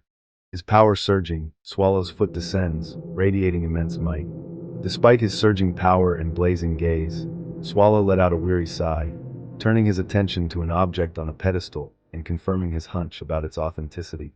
Having confirmed his hunch, Swallow perceived Renee's distinct traces from the object, too potent to be anything but genuine. The ornate silver weapon resting on the pedestal confirmed Swallow's grim suspicion that Renee had fallen into human hands. With Renee's tragic fate confirmed by the weapon, Swallow's gaze burned with focused intensity, acknowledging the vast complexity of their situation. Meanwhile, a cloaked figure named Swallow stands before the crowd, announcing that the item already has a rightful owner.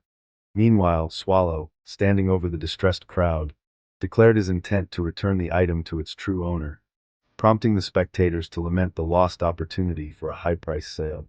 As Swallow continued his declaration, the distressed crowd erupted into a desperate plea for the guards to intervene. The crowd's pleas erupted into shouts for him to be stopped, prompting Swallow to remark on their unwillingness to see him off amicably.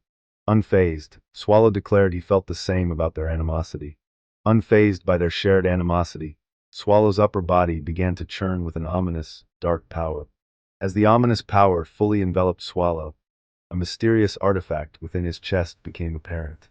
Consumed by ominous power, Swallow's eyes blazed as he vowed to tear them all to pieces and bury them with his blade.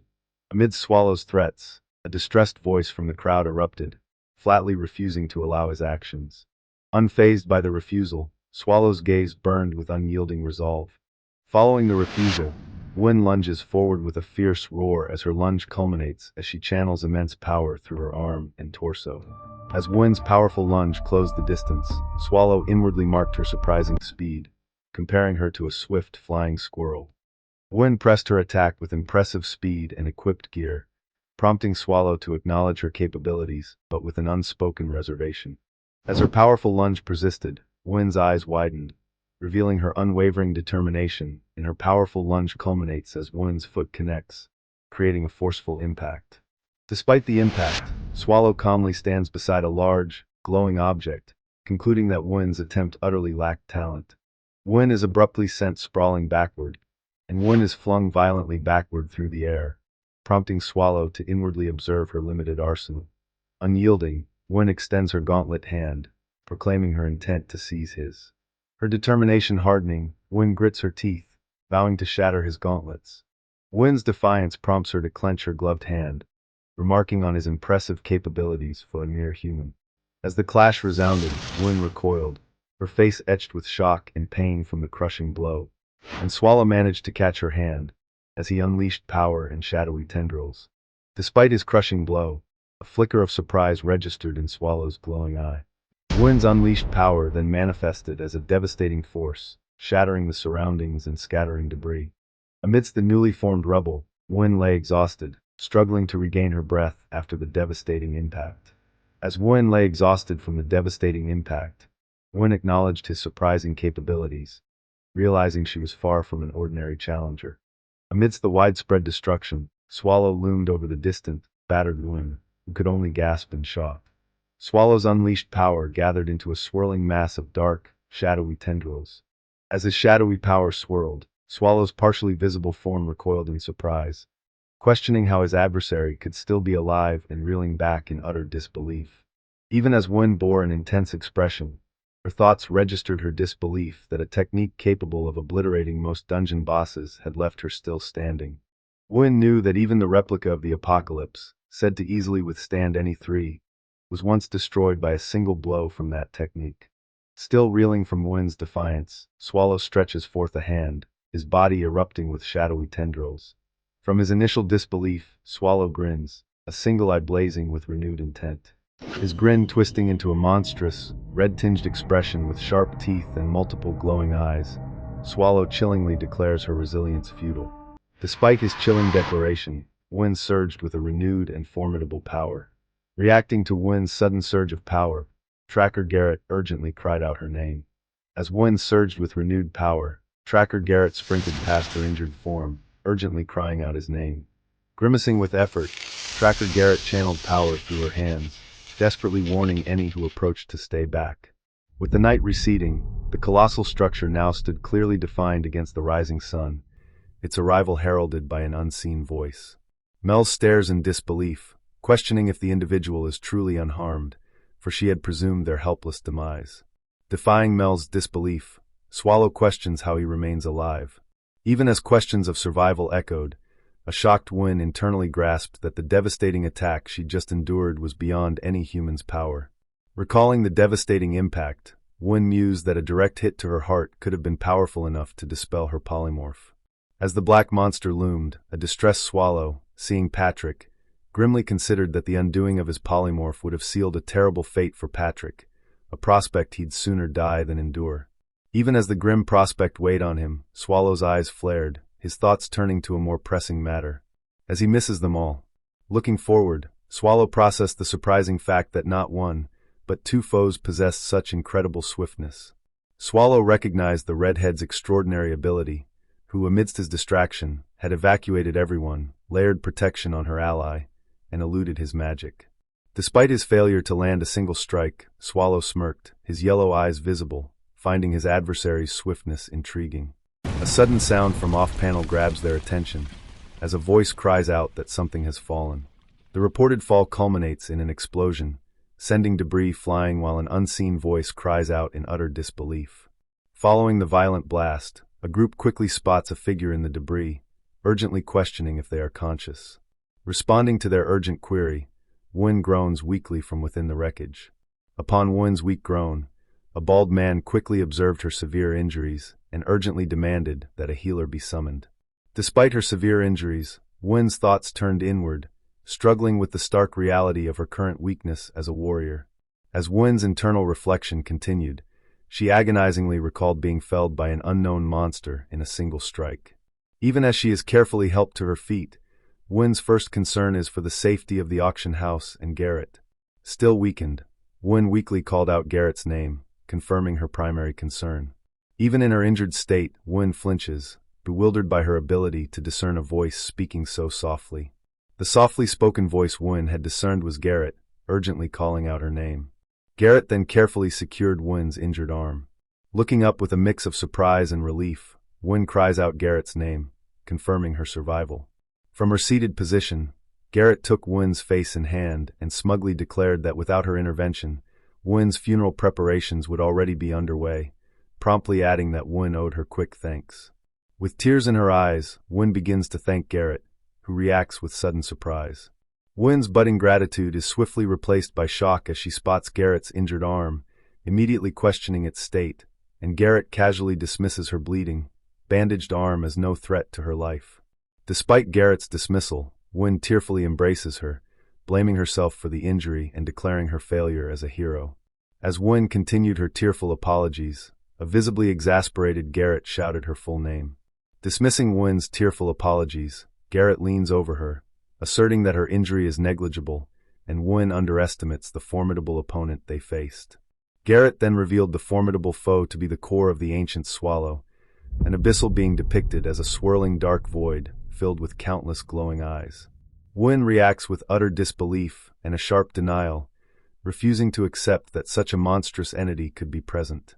Despite Win's disbelief, Garrett insists it is indeed the ancient monster swallow, revealing she found recent traces of the hero Bern-Hischtalt's on its very foot. Her face etched with concern, Garrett then stressed that the grim reality of their discovery was far more serious than anticipated. The full, unsettling truth of their current predicament then began to take shape, and Win could only sit in distress as the grim reality of their discovery fully dawned, as she declared they must push harder to stop Swallow, asserting their advantage on human territory. Despite Win's determination, Garrett cautioned that their current strength was no match for the immense power Win had personally endured. Garrett continued, asserting with conviction that victory was currently beyond their grasp as she assessed their bleak chances, declared they must secure assistance from the Demon Subjugation Coalition and inform the Imperial family, and intended to depart alone.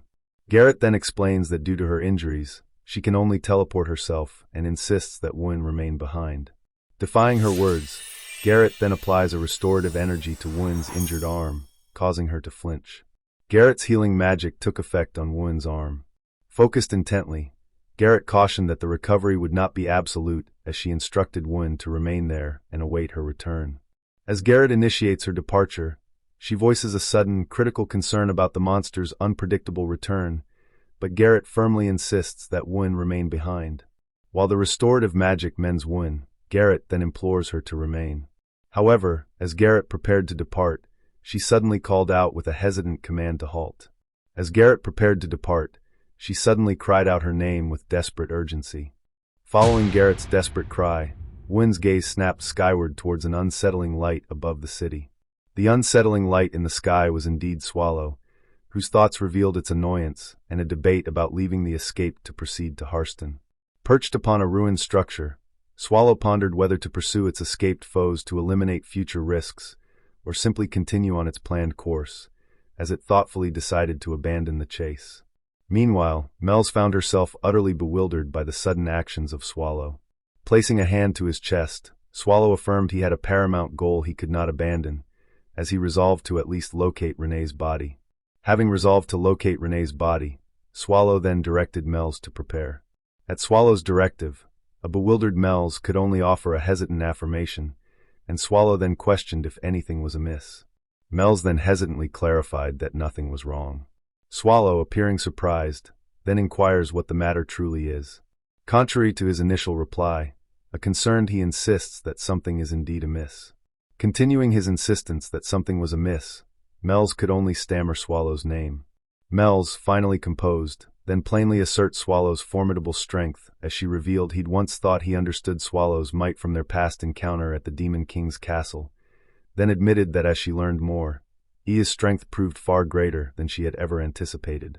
Mels continued, confessing her surprise that Swallow's formidable might, even for Renee's friend, exceeded all her estimations. Mels gestured with her hands, questioning whether her newfound understanding of his power was mistaken, while pondering if Renee was far more formidable than she had ever realized. Overwhelmed by her realizations, Mels directly implores Swallow for answers. Swallow concludes his intense inquiry, pressing Mels for her affirmation.